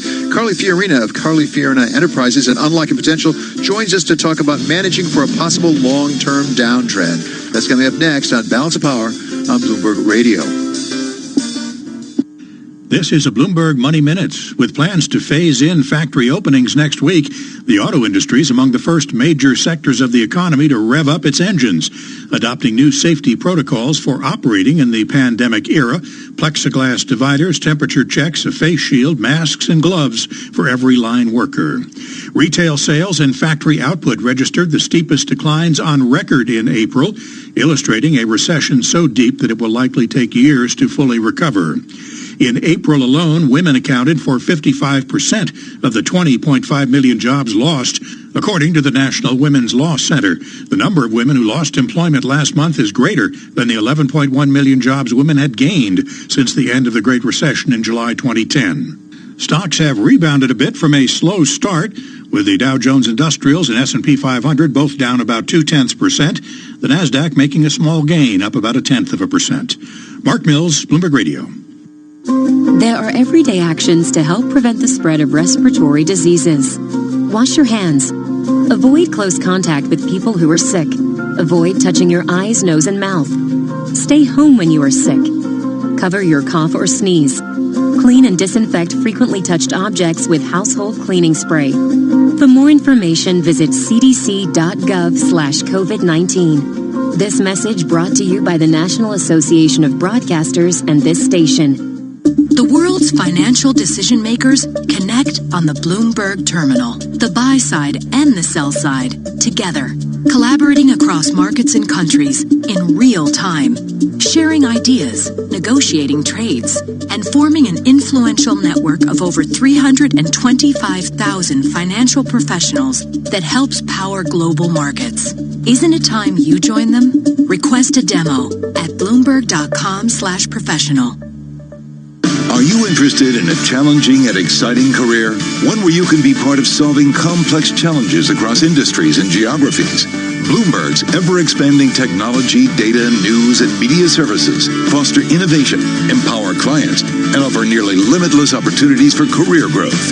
Visit Bloomberg.com/careers today to view our current job opportunities. Bloomberg LP is an equal opportunity employer. The address once again is Bloomberg.com/careers. Ladies and gentlemen, we have arrived in Philadelphia. Local time is 3:05 p.m. and the temperature is 67 degrees. At this time, you are now free to use your cellular devices. You know that feeling when you get to turn your phone on after the plane lands? You can have that feeling every time you drive. Make sure your cell phone is stowed away whenever you are behind the wheel. Visit StopTextStopWrecks.org. A message brought to you by the National Highway Traffic Safety Administration, Project Yellow Light, and the Ad Council. Elite advisory firms rely on BNY Mellon's Pershing to meet the needs of their most complex clients. Karen Novak, Chief Operating Officer at Pershing Advisor Solutions, explains how. At BNY Mellon's Pershing, we bring customized insights and strategies to help you grow your advisory business and stay on the leading edge. We can support the needs of your most sophisticated clients with a full range of investment and wealth management solutions, from access to private banking to consolidated bank and brokerage custody. Learn why so many of the largest advisory firms turn to us for the financial strength and high-touch service that BNY Mellon's Pershing can provide. Are you well positioned to stand out from your competition? Learn more at Pershing.com or call 800-445-4467. Brokerage custody provided by Pershing LLC and other services provided by Pershing Advisor Solutions LLC. Both members of FINRA and SIPC. Private banking and bank custody provided by BNY Mellon N.A. Member FDIC. Jenny Liss, Jewish communal leader and philanthropist, talks about why she chose the Jewish Communal Fund for her family's charitable giving. For a lot of people, it would be the convenience factor. I don't have to track anything. If charitable giving is an important part of your life, JCF can help you organize your philanthropy with our donor-advised fund. A fund can be established with a minimum tax-deductible contribution of $5,000. Make grants to your favorite charities, and JCF handles all the administration and reporting. At the year end, our board awards community grants from fees and endowment income to UJ's annual campaign. We also make gifts to specific organizations, the elderly, Holocaust survivors, the hungry. The fact that we come together as a community at the end of the year to build community, that's what makes us different. Get better at giving back. To find out more about JCF's impact, visit jcfny.org and download the Giving Report. JCF, we have a gift for giving. Hi, it's Olivia Munn with my shelter pets, Frankie and Chance. Say hi, guys. When I adopted them, I discovered that they both have incredible personalities. Chance's sole purpose in life is to love and to be loved. Frankie is a little bit of a scoundrel and always entertaining. They're a little bit of a lot of things, but they're all pure love. Adopt pure love at theshelterpetproject.org. Brought to you by the Ad Council, the Humane Society of the United States, and Maddie's Fund. Business is like a puzzle. Can you make a call given this swirl of data? Get all the pieces. They're getting mixed signals from governments. He's failed to gain traction. Bloomberg Radio, the Bloomberg Business, Radio.com, and iHeartRadio apps, and BloombergRadio.com.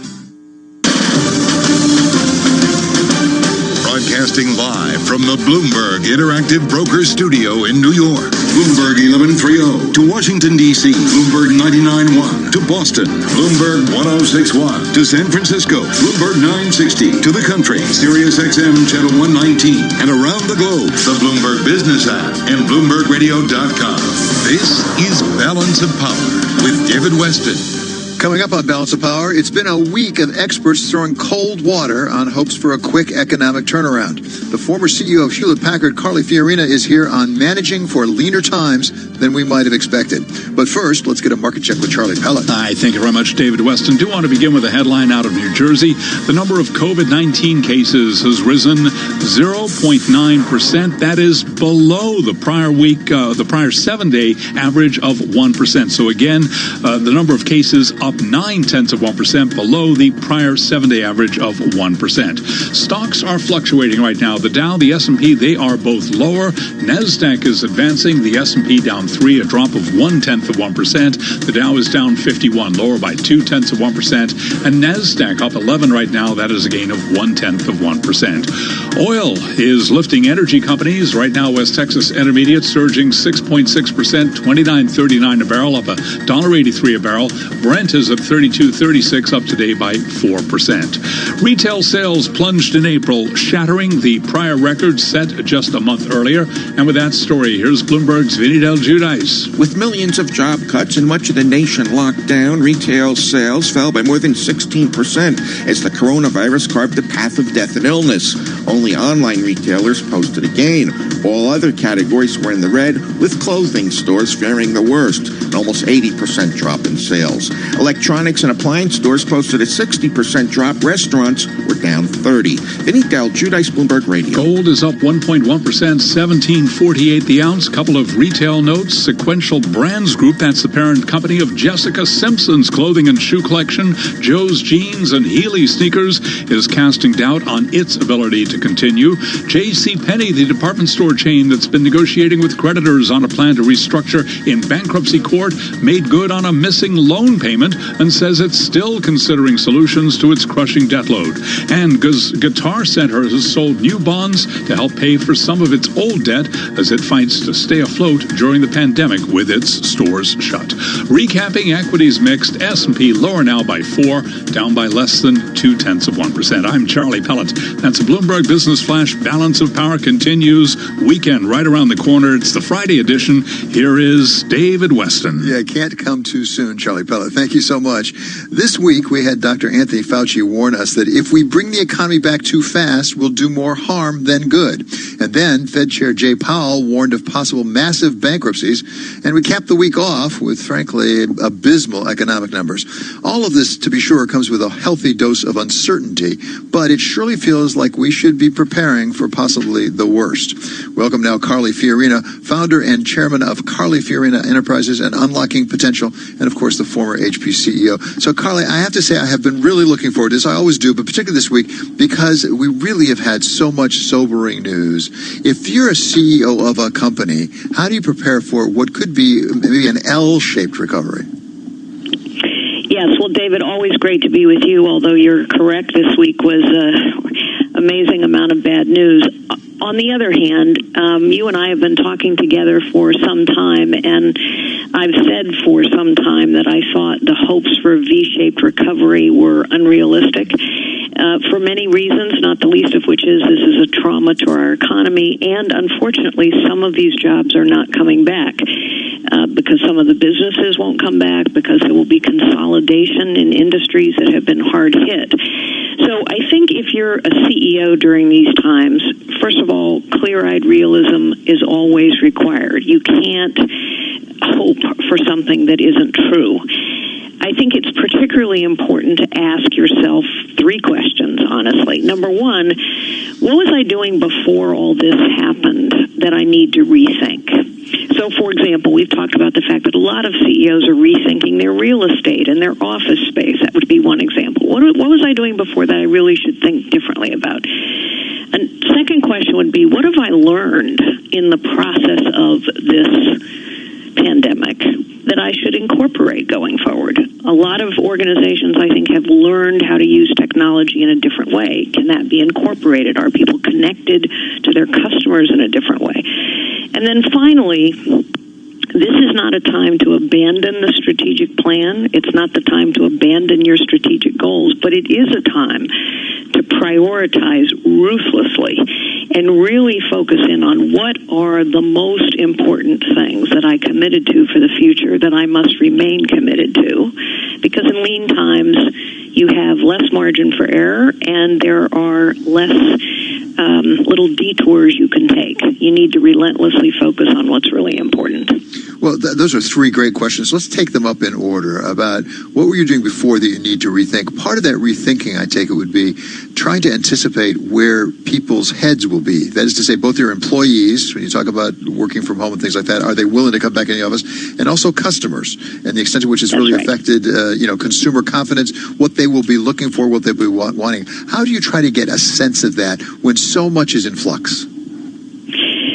Well, it is really important to develop what I would call peripheral vision. I'm not saying this is easy, by the way. It's not. This is a hugely uncertain time.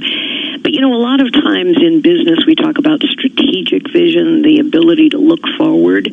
I actually think peripheral vision, the ability to look around, is incredibly important, particularly in uncertain times. And what I mean by look around is literally spend a lot of time observing what is going on. What actually are people doing? What are customers doing? What are employees doing? What are my competitors doing? That peripheral vision, if you will, I think will provide more guidance than trying to see a year or two in the future. I don't think that's particularly useful right now. I think observe this, Carly. Is your instinct that people could be overreacting to some of the changes? For example, the real estate situation. I interviewed this week the Connecticut governor, Ned Lamont, and he said he's talked to CEOs up in Connecticut who are saying, we're going to get rid of 30% of our commercial real estate. Do you think they may be overreacting in the moment? Well, possibly. But I also think that this stop has caused people really to rethink some things. So, for example, a lot of people are celebrating, well, one of the silver linings here is the planet has cleaned up pretty quickly. And I think it's causing people to say, does it really make sense to put millions of people on the road every single day to drive into an office and turn around and drive home? Maybe you need to do that some days, but you actually have to have everybody doing it every day. I do think people are going to be concerned about maintaining social distance. until there is a reliable vaccine. And for sure, that is going to consume the rest of this year and possibly much of next year. So better, honestly, to be very imaginative in how you think about real estate than to be overly cautious, I think, particularly in lean times. Well, it strikes me that obviously figuring out the answer to these three questions you've laid out is critically important. But once you've figured out the answer, that doesn't get the job done. You have to communicate it to your people and get them to understand it and bring along. How do you communicate fundamental change to your people so they are not threatened? Sadly, you may not have as many people going forward, but you need them behind you. Yes, absolutely. So first, it's a truism, but it's also true. Communicate, communicate, communicate. Relentless, consistent, constant communication is required for many reasons, but let's just start with the most fundamental. Psychologists say people need to hear something new between 7 and 10 times before they actually understand it. And when people are fearful, they need to hear it even more than that. Secondly, communicating about change is always the same. It requires a clear-eyed, realistic, candid, and caring assessment of the current state. Where are we actually? Don't sugarcoat it. Don't engage in rose-colored glasses. But as well, a pretty compelling view of what the future state can be, and continuing to talk with people about both of those things, as well as communicating about the implementation plans that need to be developed, and then measuring their execution. Yeah, it's so terribly important and yet so very difficult to do, I must say. It's great to have Carly Fiorina with us, and I'm delighted to say she's going to be staying with us, because next we're going to focus on what the government should and should not do to address the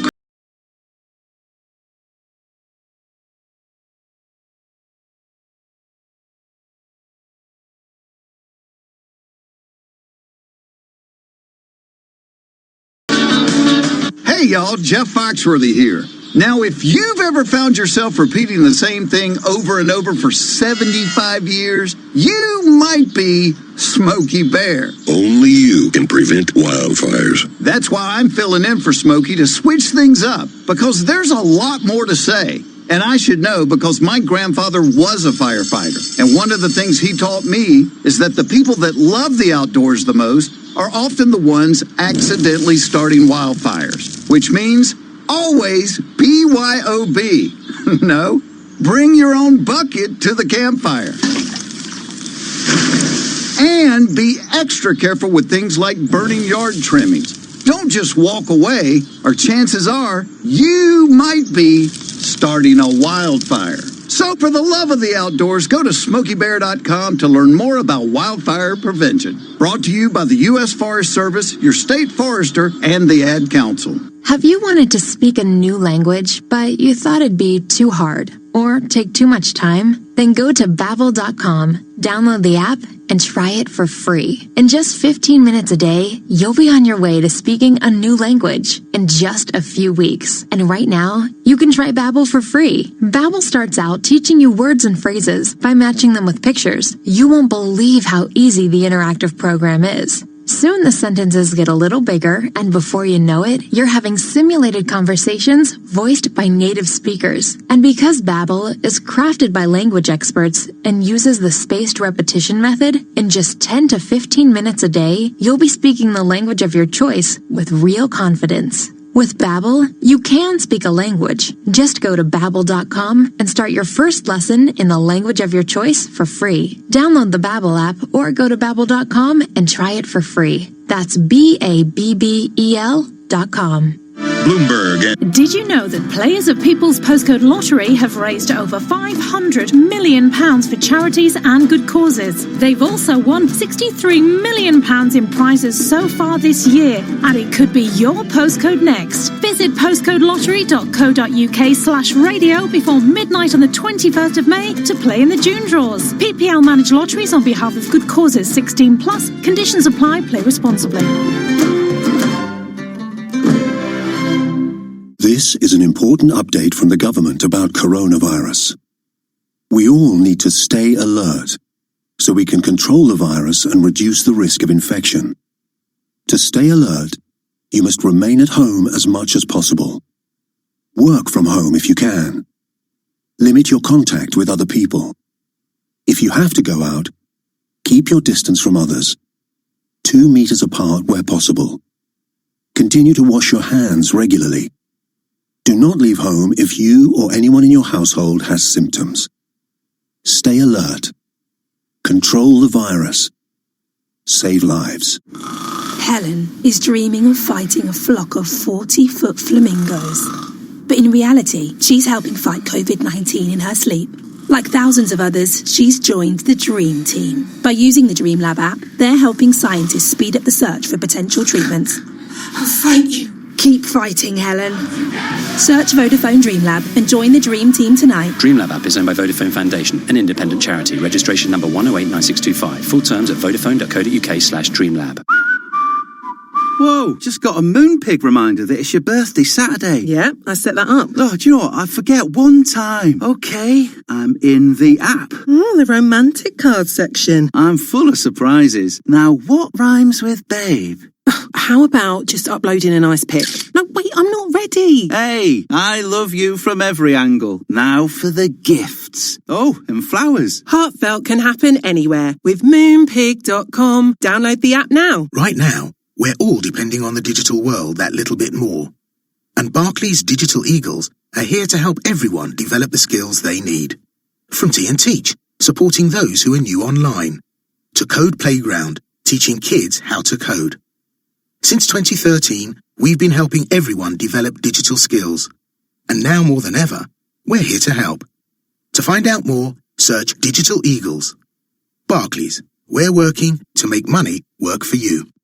Be part of the college sports conversation on TuneIn. Hear the latest storylines around SEC football with the Paul Feinbaum Show. I distinctly remember when you were hired, and I must say most of us thought you were out of your mind. Giving up, I wouldn't call it a cush job because you were traveling across the Get your college hoops fix with college basketball talk on NBC Sports. Headed by Shabazz Napier, that also included Amita Brima, who is in and around the NBA ranks right now, and DeAndre Daniels, who was the 37th pick in the 2014 NBA draft. So my question to you is... Or listen to the daily news from around the wide world of college football with College Football Live. I would go with Utah. I think Utah is the better team. And I know I'm talking to an Oklahoma guy, but listen, and it may be recency bias having watched Utah last week and doing that game, but I just think they're a more complete football. Discover these and more college sports podcasts right here on TuneIn. 4 hours a day at Bloomberg.com, the Bloomberg Business app, and on Quick Take by Bloomberg. This is a Bloomberg Business Flash. Bloomberg World Headquarters, I'm Charlie Pellet. Stocks are now lower across the board as traders look past trade jitters along with weak economic data. Treasuries fell, oil jumped, S&P 500 index has been fluctuating, though, as a rally in consumer shares offsets a slide in banks. Here's where we stand. S&P is down 8 now, a drop of 0.3%. Was higher a few minutes ago. NASDAQ lower by 5, down less than 0.1%. And the Dow is down 72. That is a drop of 0.3%. 10-year down 6/30 seconds with a yield of 0.64%. Gold up 1.1%, 17.49 the ounce. West Texas Intermediate crude now up by 7.9% with a 29 handle closing in on 30. WTI up 2.18 a barrel, 29.72. Brent by comparison, 32.57, up by 4.6%. Recapping, S&P now lower, down 8, down 0.3%. I'm Charlie Pellet. Balance of Power continues, and once again, here's your host, David Weston. Thank you so very much, Charlie Pellet.